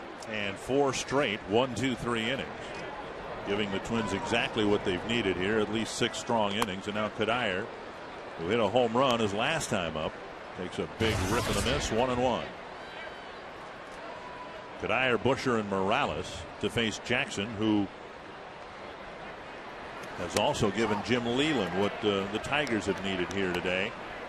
Some innings, at least 5, 96 pitches. This might be his last inning of work. Cuddyer with a walk, then the home run. And a drive foul, 2-2. Leading off the 4th, he got just enough to get it out. Slider stayed up in the zone. He just got extended. Even with the effort by Rayburn, into the seats it goes. And it's been more than enough so far for Francisco Liriano and the Twins. Gas. And Cuddyer strikes out for the first out of the 6th. To our Gillette trivia question, who's the last Twins first baseman to start in the All-Star game? A guy who up until recently, I'm going to guess Killebrew. It was Rod Carew. I didn't know he played first base with the Twins. I didn't think he went to first base until he went to the Angels.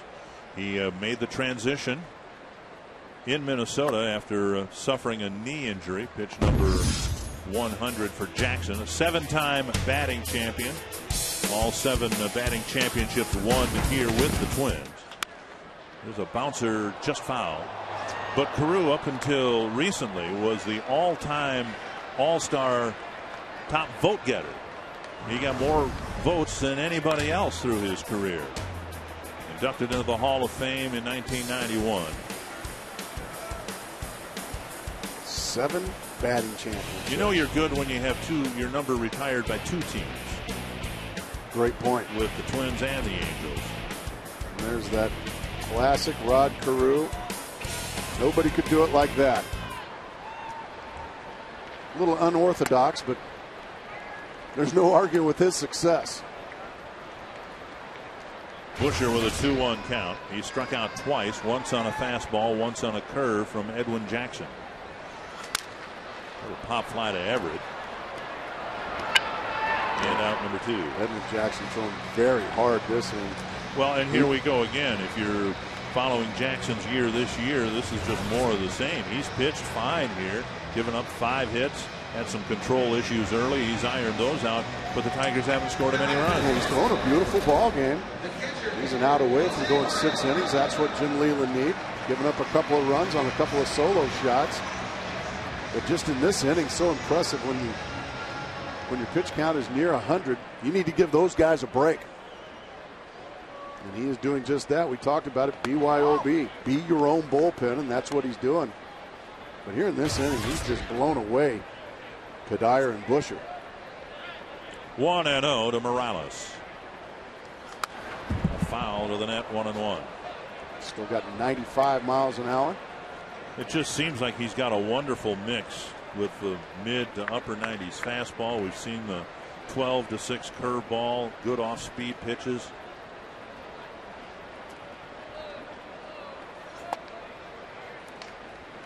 Well, what an addition he has been. That was kind of an acquisition that was under the radar during the offseason. Edwin Jackson coming over and having an all-star year now for the Tigers. And Morales swings at one eye high. And that's just gas. Matt Joyce going right by him. Yeah. Matt Joyce going to the Rays, and he's been up with the major league club a little bit, but mainly staying in the minor leagues. Of course, the Rays have such a wealth of starting pitching that they felt they could not give up, but exchange Jackson for a young, promising outfielder. Well, so far, you'd have to say that Detroit has certainly fleeced the Tampa Bay Rays when it comes to that one. High hopper over the mound, and Morales will get a hit with 2 outs in the 6th.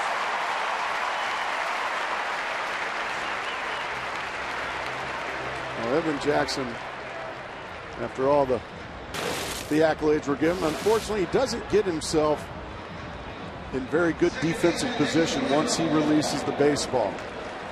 He falls off to the side. And really, that's a routine comebacker, but because he didn't get himself in good defensive position after he released it, that's a 2-out base hit for Morales. Here's Punto, who has reached twice, once with a walk, once with a single.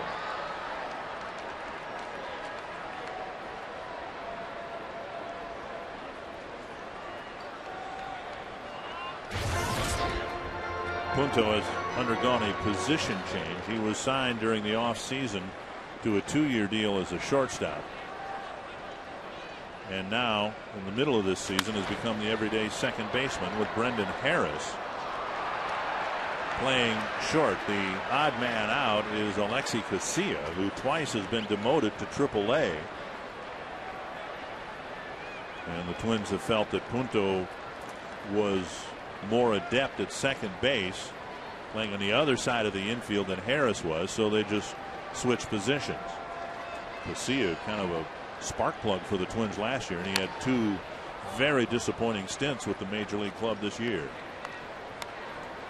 Casilla, a speed guy, a guy that really makes things happen when he gets on base. Just unfortunately for him, the Minnesota Twins, he just wasn't getting on base.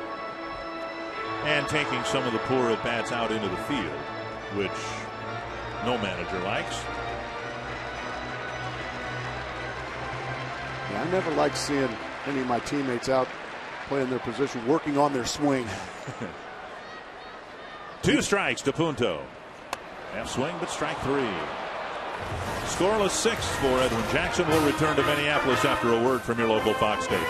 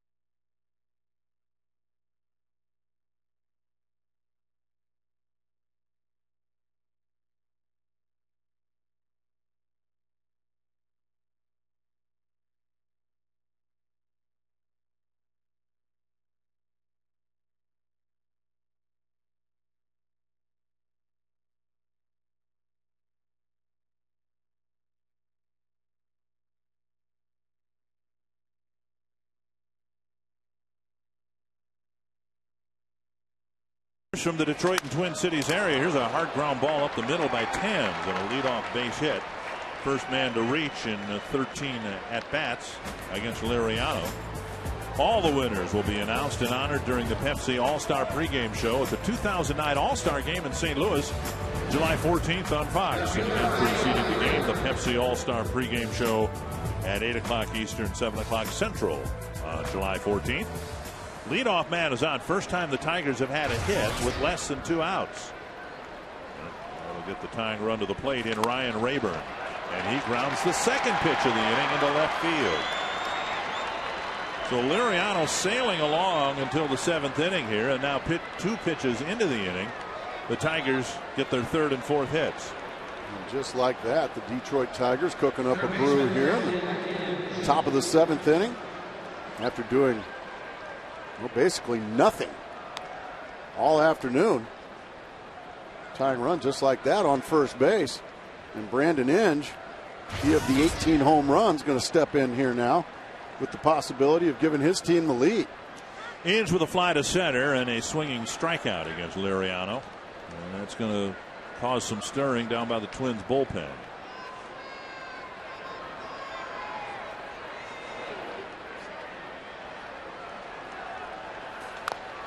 Swing and a foul, 1 strike. One thing that's happened to Liriano is he's tried to make this transition from dominant power pitcher and overpowering pitcher. He's had games like this where he's been sailing along and then without warning, just an inning completely unravels on him and the other team puts up a crooked number. Edwin Jackson's had the same problem with Detroit this year at times. 1 strike to Inge. Up, and it's 1-1. A lot of times when you're starting to fatigue, starting to get a little weary, the ball will elevate a little more in the strike zone. A couple of pitches already here in the 7th inning were up, resulted in base hits, and he just missed up and up with a slider there. Edwin Jackson begging, please get me some runs. 1-1 to Inge. Lifted foul into the seats. So far, the 4 Detroit hits have been harmless hits, but a threat here with runners at first and second and nobody out. Yeah, as you said, the first 2 hits without 2 outs. Leading off the 7th here.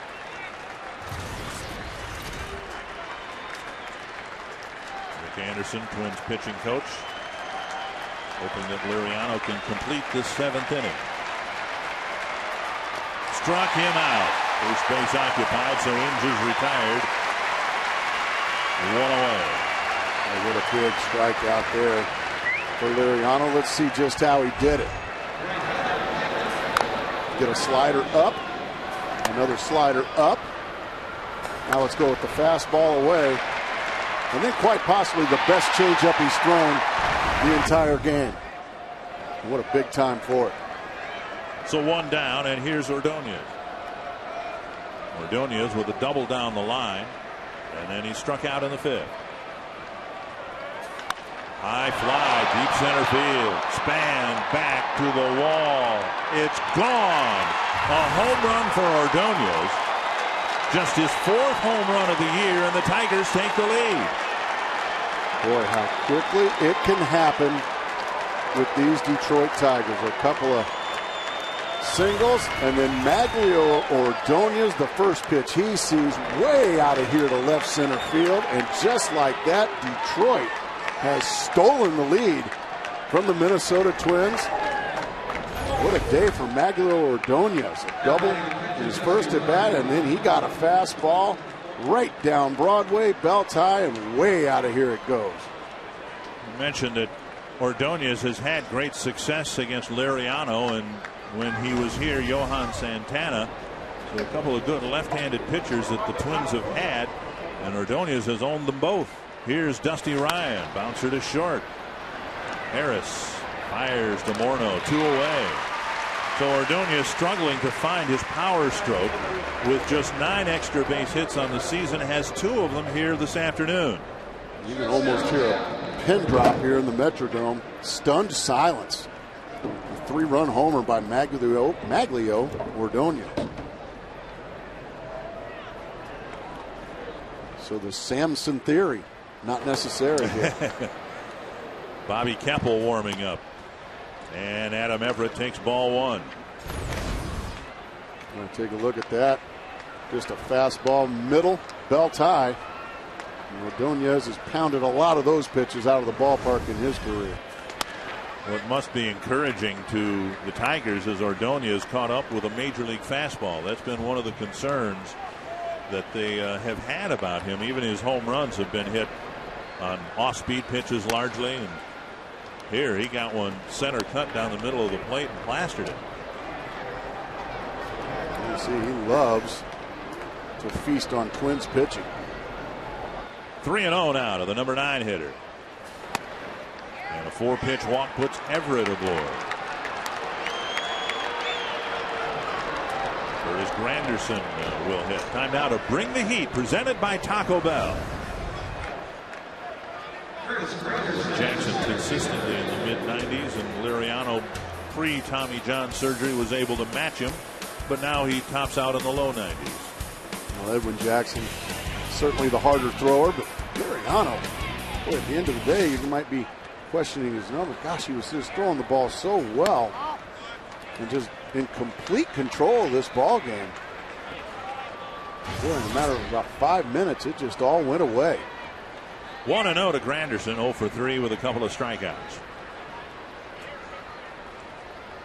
And now they've got Everett picked off. Morneau with the throw right on the bag, and that'll end the inning. But the inning starts with a pair of singles on the first 2 pitches. Ordonez connects for his 4th home run of the year, and the Tigers have their first lead of the afternoon. And now as we head into the 7th inning stretch, folks at the Metrodome will stand and sing God Bless America. Watching this national broadcast of today's game in the singing of God Bless America.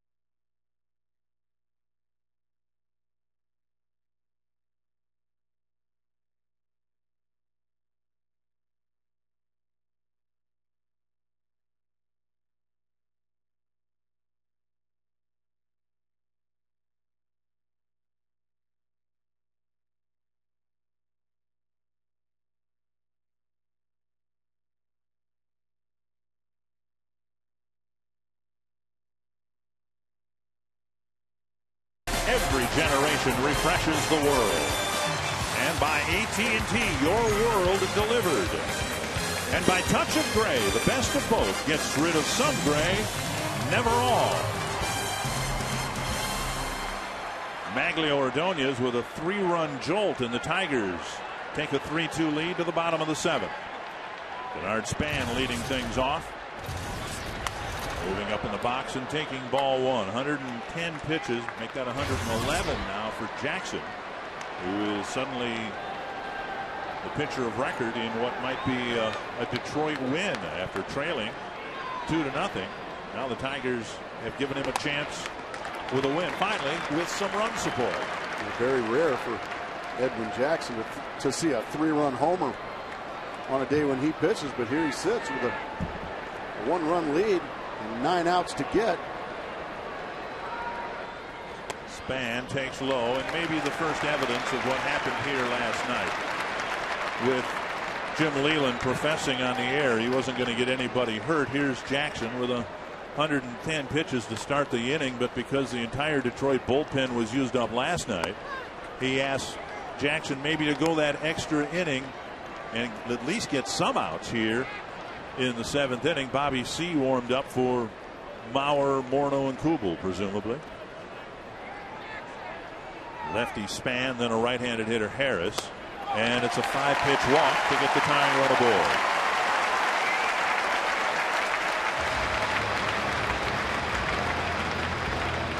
And now Leyland to the mound.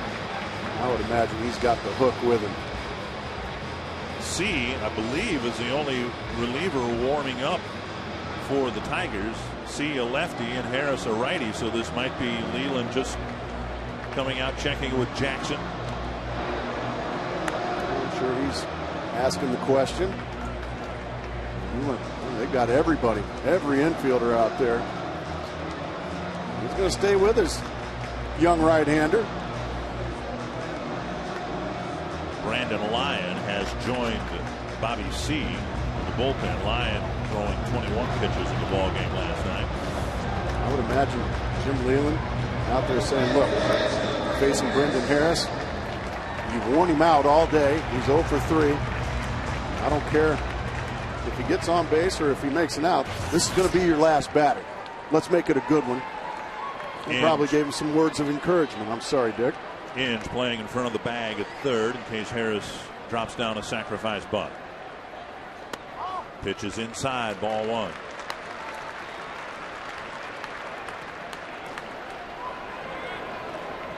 Harris 0 for 3. An outfield fly, a foul out, a strikeout back in the first inning. Span, Minnesota's most prolific base stealer. 13 steals and 18 tries.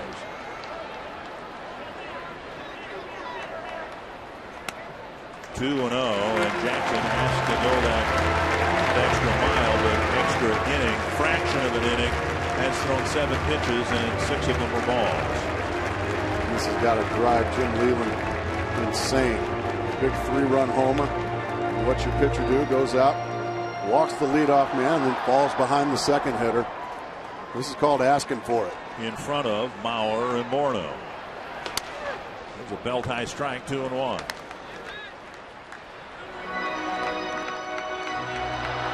Bobby C. warmed up. He'll likely come in to face Mauer, Morneau, and Kubel.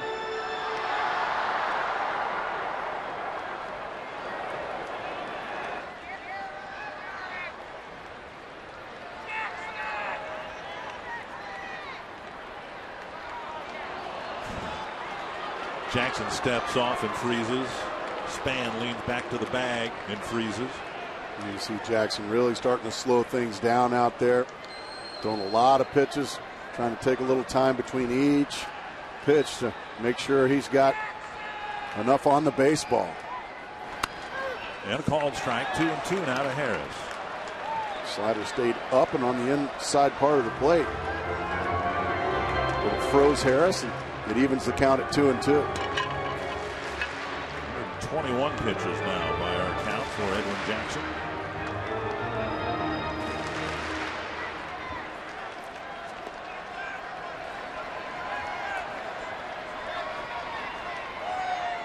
See, once again, just trying to take a little time, try to rev that arm up for one more bullet.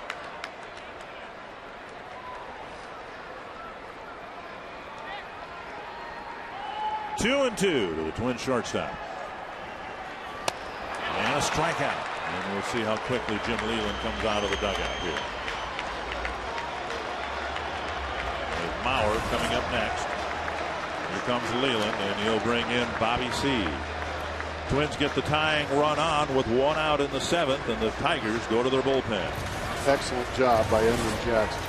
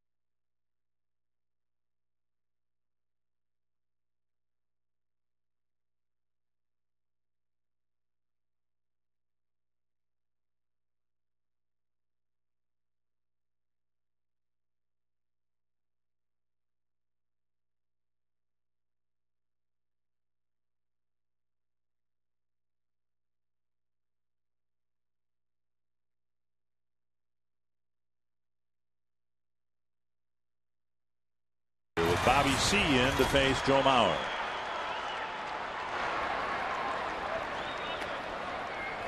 Breaking ball inside. C has been outstanding for the Tigers. He's had two disappointing outings, and they both come against the Twins. Back in May, when the Twins swept the Tigers here, in back-to-back outings, C gave up runs. And in an inning and a third, the Twins tacked on 5 earned runs against Bobby C., who's only given up 9 earned runs all year long. Outside 2-0. I would imagine Jim Leland said, "Give me the lefty." C comes in, takes the baseball, and he says, "All right, who's up?" Joe Mauer, Justin Morneau. Oh, thanks.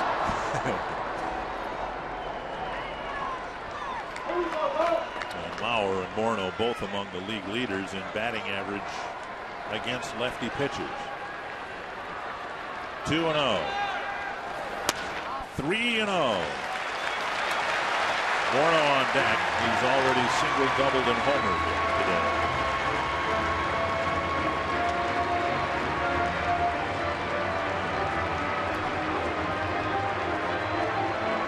Span reached with a leadoff walk. All right. Play manager here for a little while, Dick. 3-0 green light. Bauer so patient, I would think no. And he takes a strike on the inside corner. He feels so confident up there with 2 strikes. Yeah, he's no different. You rarely see him swing early in the count. Morneau more likely to be given the green light on 3-0.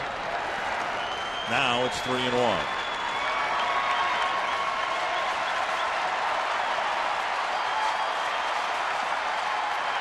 Driven to center and down for a hit. Span checks in at second, and Maurer gets his first hit of the afternoon. 1 for 3 with a walk, and the tying run is in scoring position. Well, you just don't hold hitters like him down. He gets a 3-1 fastball on the inside part of the plate. He just goes down and just rips it into center field, using the big part of the park again. And right back come the Minnesota Twins. As unlikely as it might seem, Morneau needing a triple, he has a chance here to become the third Twin this year to hit for the cycle.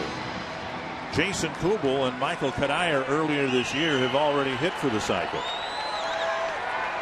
And that's just a rarity. On the Tigers side of it, the last cycle they had was Carlos Guillen in 2006. Morneau out in front of the breaking pitch, strike one. Beautifully executed there by C. The breaking ball right to the outside corner, and way out in front of it was Justin Morneau. Jackson's one-run lead hanging by an eyelash.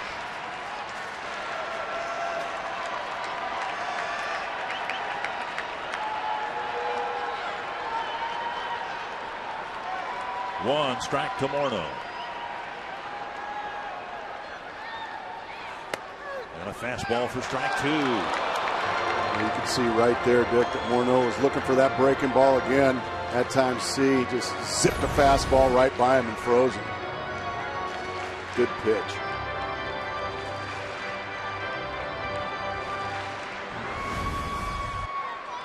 So Morneau will try to hit out of an 0-2 hole with the tying run at second.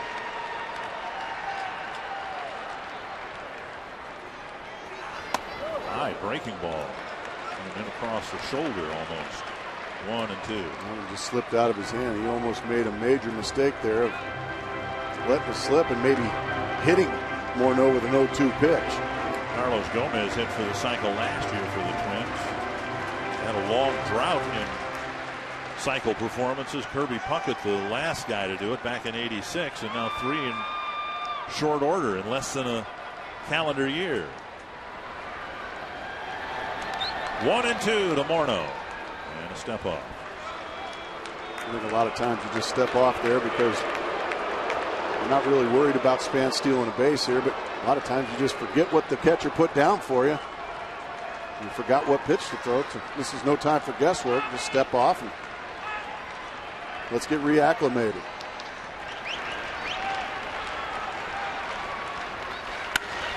Base hit right field. Span around third, and he will score the tying run. Morneau's fourth hit of the afternoon. And the Twins even it up, and Edwin Jackson will not get his first win in 4 weeks this afternoon. Well, you talked about the difficulties that C has had with these Twins. He came in to face 2 left-handed batters, and both of them reached base. Let's see the beautiful breaking ball, and then the fastball. Then one slips, and then another breaking ball. It just stays in the middle of the zone. And Morneau ties the ball game up. Boy, these two are just relentless, Maurer and Morneau. And now the third lefty in the sequence, Jason Kubel.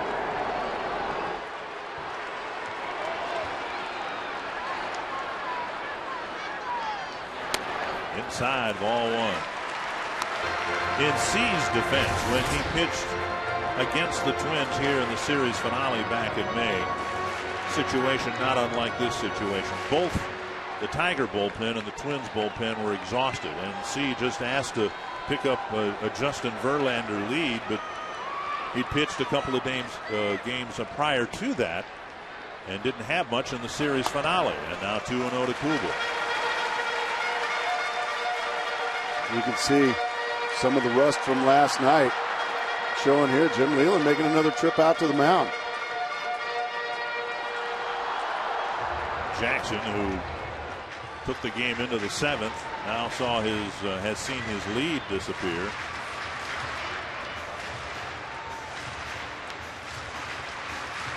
It just looks like words of encouragement there. Tiger fans know that most trips to the mound are made by the manager. You could get to the All-Star break and not be aware of who the Detroit pitching coach is. Most of the time, it's Jim Leland who makes the trip to the mound.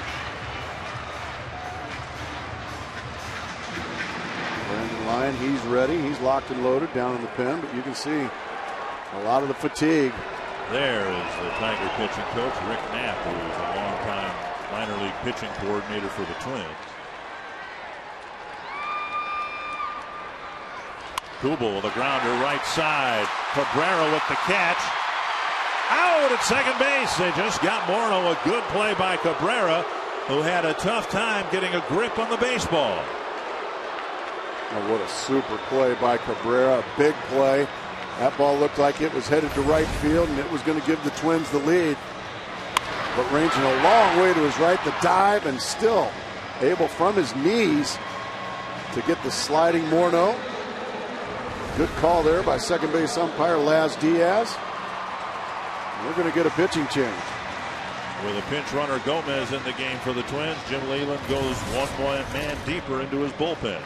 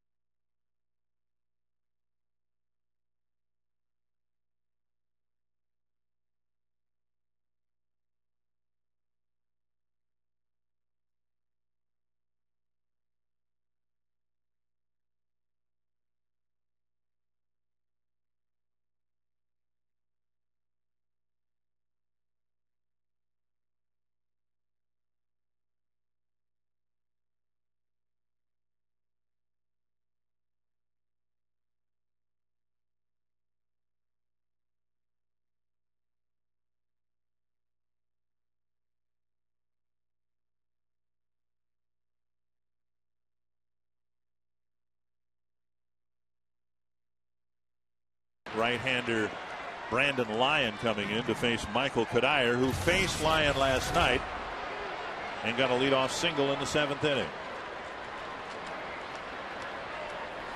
Swing and a miss, 1 strike.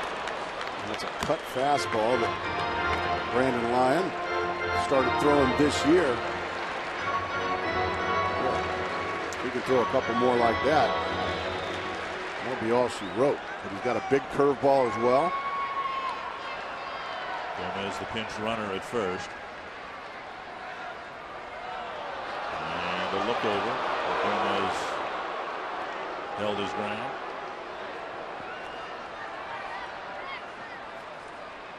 Lyon last night, couple innings, but he only threw 21 pitches, 13 strikes, a couple of scoreless innings, giving up 3 hits.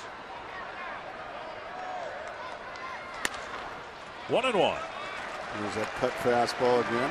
Almost looks like a slider, but it's still at 87 miles an hour. Kadire started the scoring with his leadoff home run in the 4th. Twins have 8 hits, half of them this afternoon from Justin Morneau.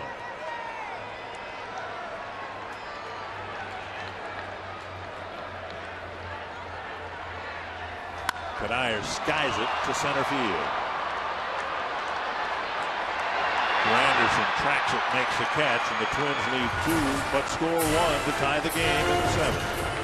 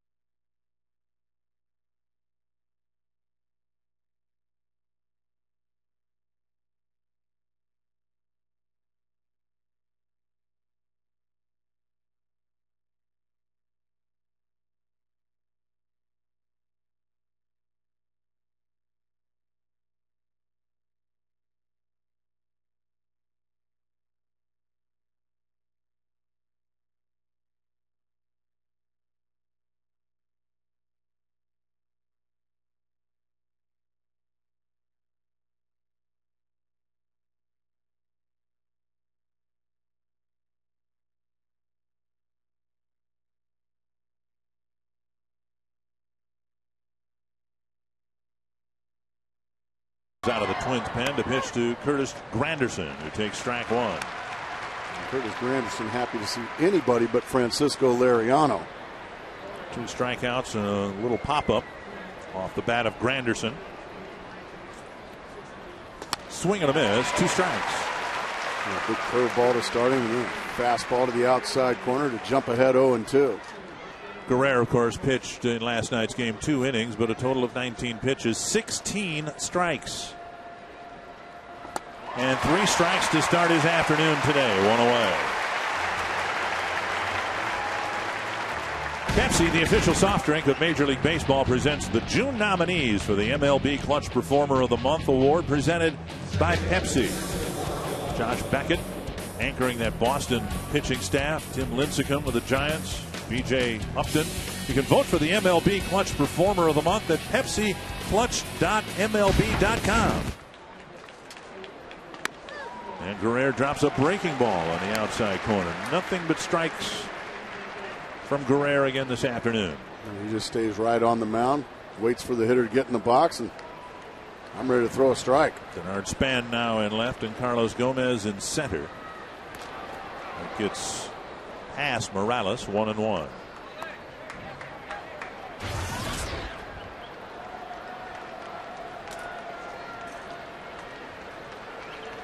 Polanco 0 for 3, but he was hitless early in the game last night and ended up getting the 2 biggest hits of the game for the Tigers. To center, Gomez retreating, backpedaling, 2 away. The boot. 2 away, and that'll bring up Miguel Cabrera. Cabrera singled his first time up, since then a fly to left and a pop to second.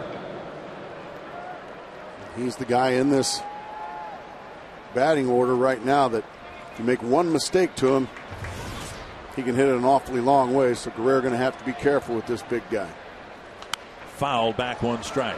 Cabrera kind of got caught up in the June swoon, if you will, for the Tiger lineup. He only drove in 10 runs in the month of June, and with other hitters around him really struggling,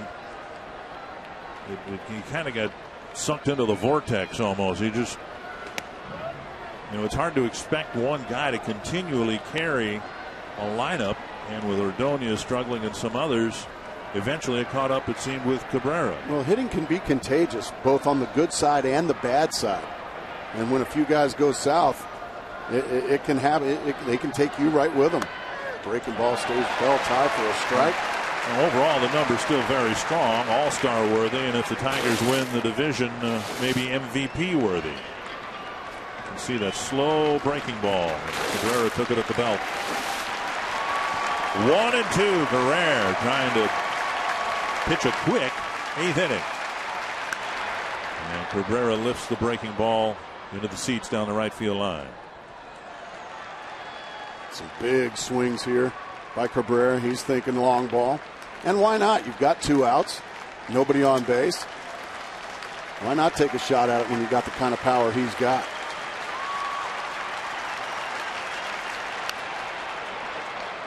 They just challenged him with a fastball right down the middle there, and a big swing and a foul. So 1-2.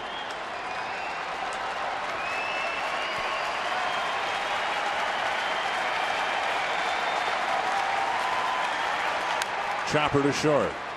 Waist high hop for Harris, and a 1-2-3 8th inning for Matt Guerrero.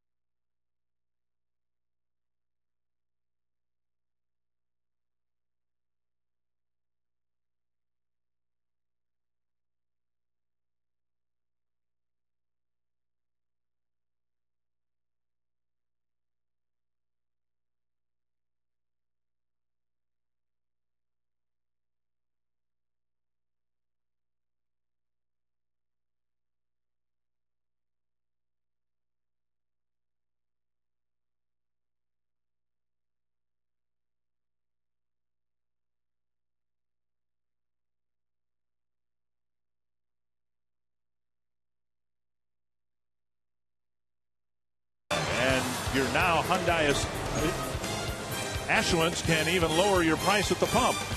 And by Smirnoff Ice, please drink responsibly. Brian Busher will lead off the 8th inning, followed by Jose Morales and Nick Punto. First pitch driven to the gap in left center field. Cut off in the gap by Rayburn. Busher with a big turn, and he'll hold up with a leadoff single. A really nice play there by Rayburn in left field. That looked like that was headed for the gap. Fastball just goes down and just drills it into left center field. Rayburn got over there quickly. He got it back in. Busher had to stay at first base. So the double play still in order. So a single, not a double, and Morales at the plate.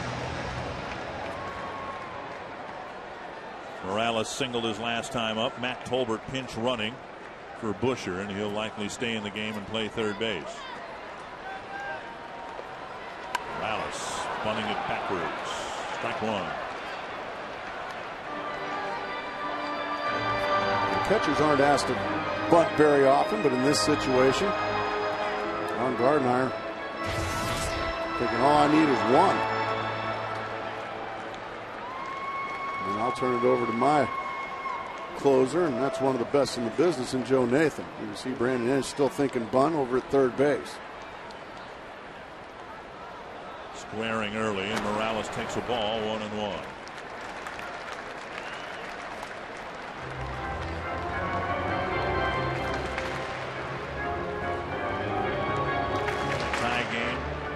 Inning. The ability or inability to put down a bunt could be the difference in a win or a loss. If the Twins take the lead, Joe Nathan is warming up. Might pitch the ninth regardless.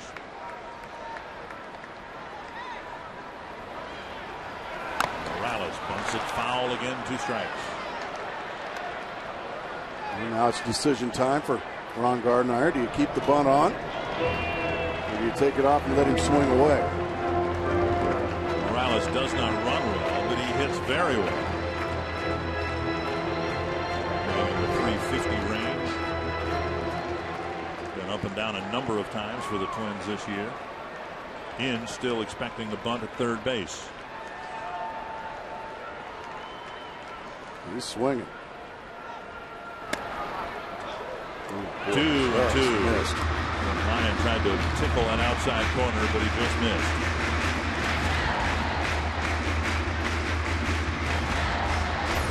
This could easily have been called strike 3. Boy. I think right now, if you're Morales, you're thankful to be still in the box. Looks like they got plenty of the plate. Tolbert on the season, 4 steals and 4 tries. The Twins have not attempted a stolen base yet.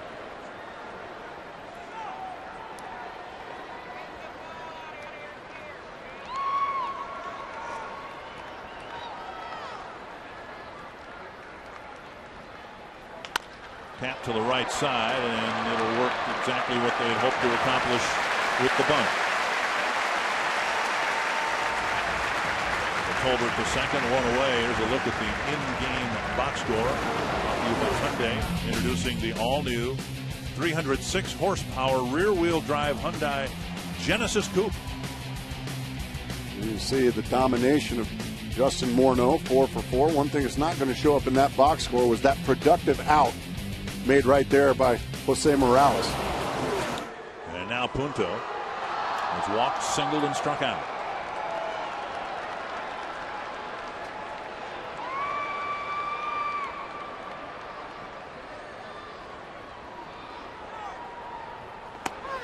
Strike 1. Punto, a switch hitter. The on-deck hitter is Span, a left-handed hitter. But there's no one warming up in the Tiger bullpen. The Tigers have one more left-handed reliever, sidearmer Fu-Tae-Ni. Gesundheit.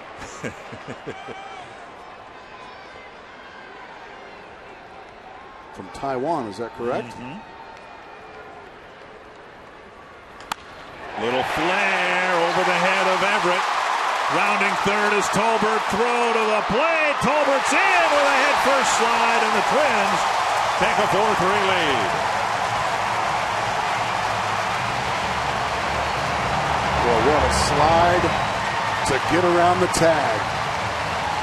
And that productive out comes right into play when Punto gets the base hit. Little bad-handled job right off the label, but he's strong enough to get it out into left field. Rayburn with a strong throw all the way on the fly.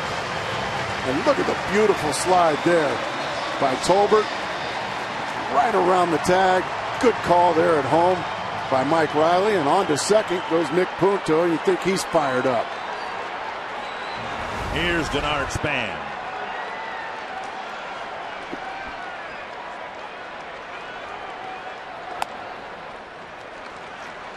Ball 1. Span, 5 hits last night, 0 for 3 with a walk today. But his walk, leading off the 7th, led to the tying run. How about the aggressive base coaching there by third base coach Scott Olger?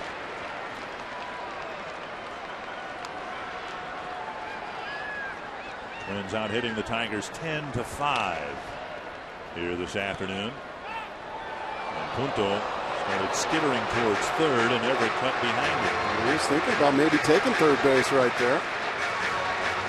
I like that by Ron Gardner. When you take the lead, keep the pedal to the metal.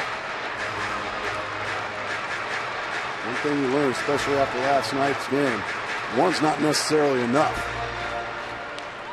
That was proven last night. Cool. Tigers got a run on the 14th. Twins tied it up.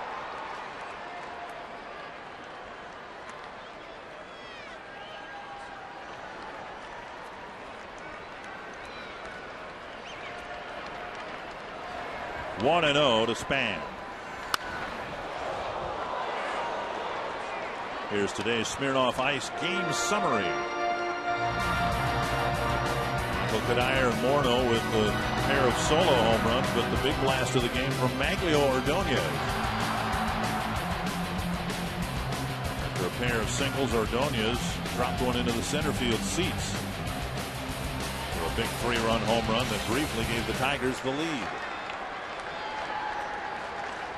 1-1 to Span.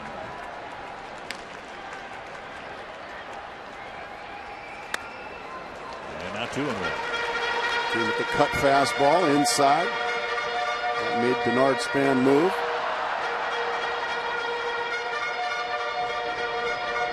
Big day for Morneau with 4 hits. 2 run-producing hits, the home run and the game-tying RBI single in the 7th. Fu Ni is warming up in the Detroit bullpen, but he's not warming up to face Span, obviously. Off the thigh of Cabrera, Lyon to the bag, and Punto to third base. So Cabrera didn't field it cleanly, but he knocked it down, got it out. Well, as a first baseman, all you have to do is knock the ball down. One of the best defensive first basemen of all time played right here, and Kent Herbeck. But Cabrera just knocks it down. That's all you have to do at first base. Just knock it down and hit the pitcher covering. And now Harris, hitless in the game with a couple of strikeouts.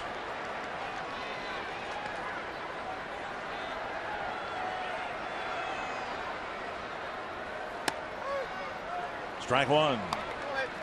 There's a cut fastball again from Brandon Lyon.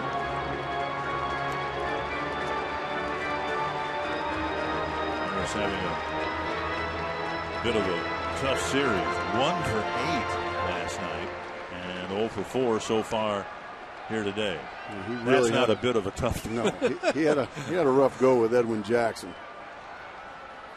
Tapped foul, and you had a few 1 for 12s in your time, and it seems like when you try to break out of it, you always find yourself behind 0-2. Yeah, unfortunately, double headers were more normal back in quote unquote my day. I remember a doubleheader. I went 0 for 10 in the doubleheader. Needless to say, I did not sleep very well that night. 2 strikes to Harris.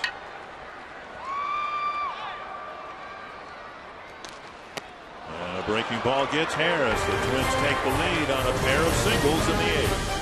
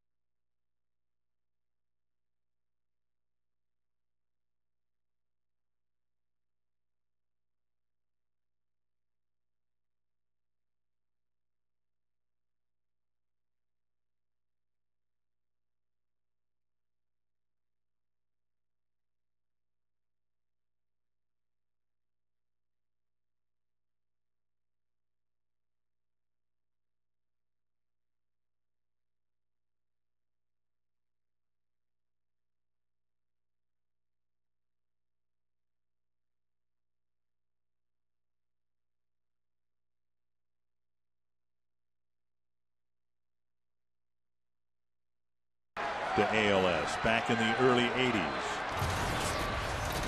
Twins with a 1-run lead, and now Joe Nathan going after the Tigers, specifically Marcus Thames. Nathan, of course, pitched last night, an inning, 21 pitches, 11 strikes. This is his 28th save opportunity against the Tigers. So far, he has been perfect. Bouncer left side. Tolbert is there. One away. It really is remarkable, as great as the Tigers have been over the years, a World Series team a few years ago, and Nathan is 27 for 27 in save opportunities. That's just how good this guy is. He's got one of the better fastballs and sliders. Doesn't need much more, and he throws them to the corners. That's what makes him so difficult. Rarely puts a ball in the middle of the plate to be hit hard. Ryan Kelly pinch hitting for the Tigers for Ryan Rayburn.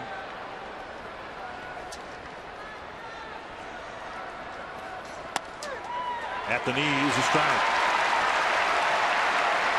Don Kelly, the pinch hitter.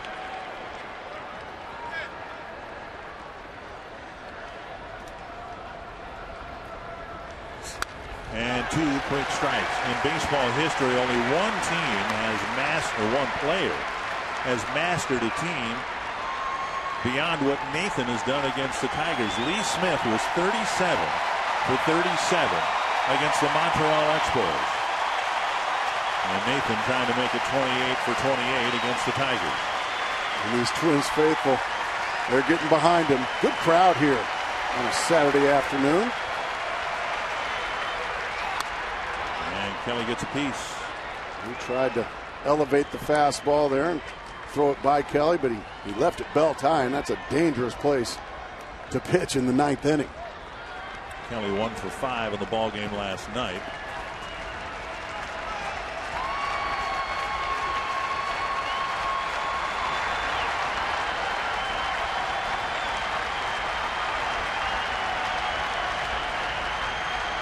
Two strikes. 2 away. Hyundai in-game box score for the Tigers. They have just 5 hits. The biggest one, of course, from Maglio Ordonez. Introducing the all-new 306 horsepower rear-wheel drive Hyundai Genesis Coupe. 2 down in the 9th, and here's Brandon in. The last gasp here for the Detroit Tigers. Brandon Inge. That's just almost unfair to throw that good of a breaking ball for strike 1. You said you faced Nathan years ago. I faced Nathan when he was a setup man for the San Francisco Giants. He set up Rob Nin. And it was only, and Rob Nin was one of the best, but you almost wanted to hit in the 9th instead of the 8th and not face this guy. 1-1. The first pitch outside the strike zone for Nathan, who threw his 21 pitches but just 11 strikes last night. Used just for the 1 inning because Ron Gardenhire wanted the flexibility to bring him back again in this game, should the need arise, and it has arisen. An entertaining ball game here this afternoon, Dick. Fouled back, 1-2. Remember, tonight on Fox, don't miss an all-new episode as part of a full hour of Cops, and join John Walsh for an all-new hour of America's Most Wanted. It all starts tonight at 8 Eastern, 7 Central, only on Fox. Viewer discretion advised. Tigers down to their last strike. And this place is loud.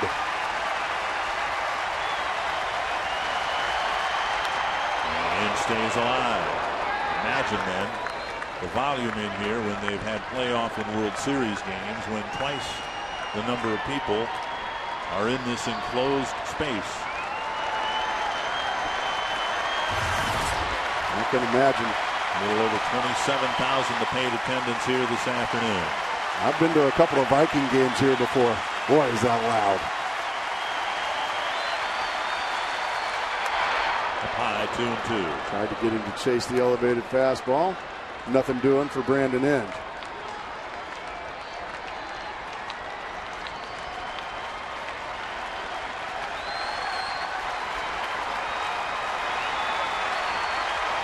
2-2 to end. What a great shot that was. And Inge hanging tough. Inge got his pitch there. He got a fastball in the middle of the plate. He's disappointed in himself. Smacks the barrel of the bat like, doggone it. That usually means you're going to get a breaking ball on the next pitch from Nathan. And it's usually going to be a really good one.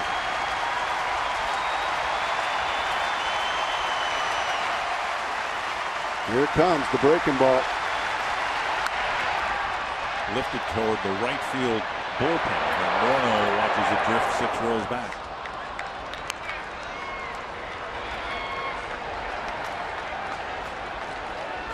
Ordonez on deck. And he has had certainly one of his better days at the plate this year today. Yeah, he's been the heroic one for the Detroit Tigers here this afternoon.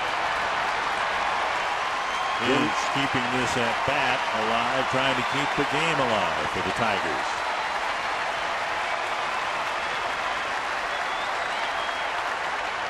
Half swing, did he go? No swing, says Chuck Merriweather, and it's a full count. And big Chuck Merriweather with an emphatic no. There was a lot of swing there. But Inge was able to check it up. Nice block there by Morales in case it was a called swing.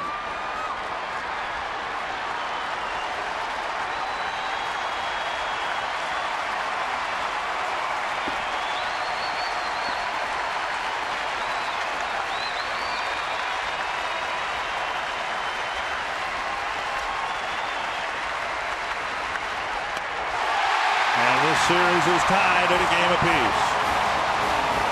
Nathan now 28 for 28 against Detroit. We went 16 innings last night, or they did, and a 1-run ball game here this afternoon. And it looks as this American League Central race tight.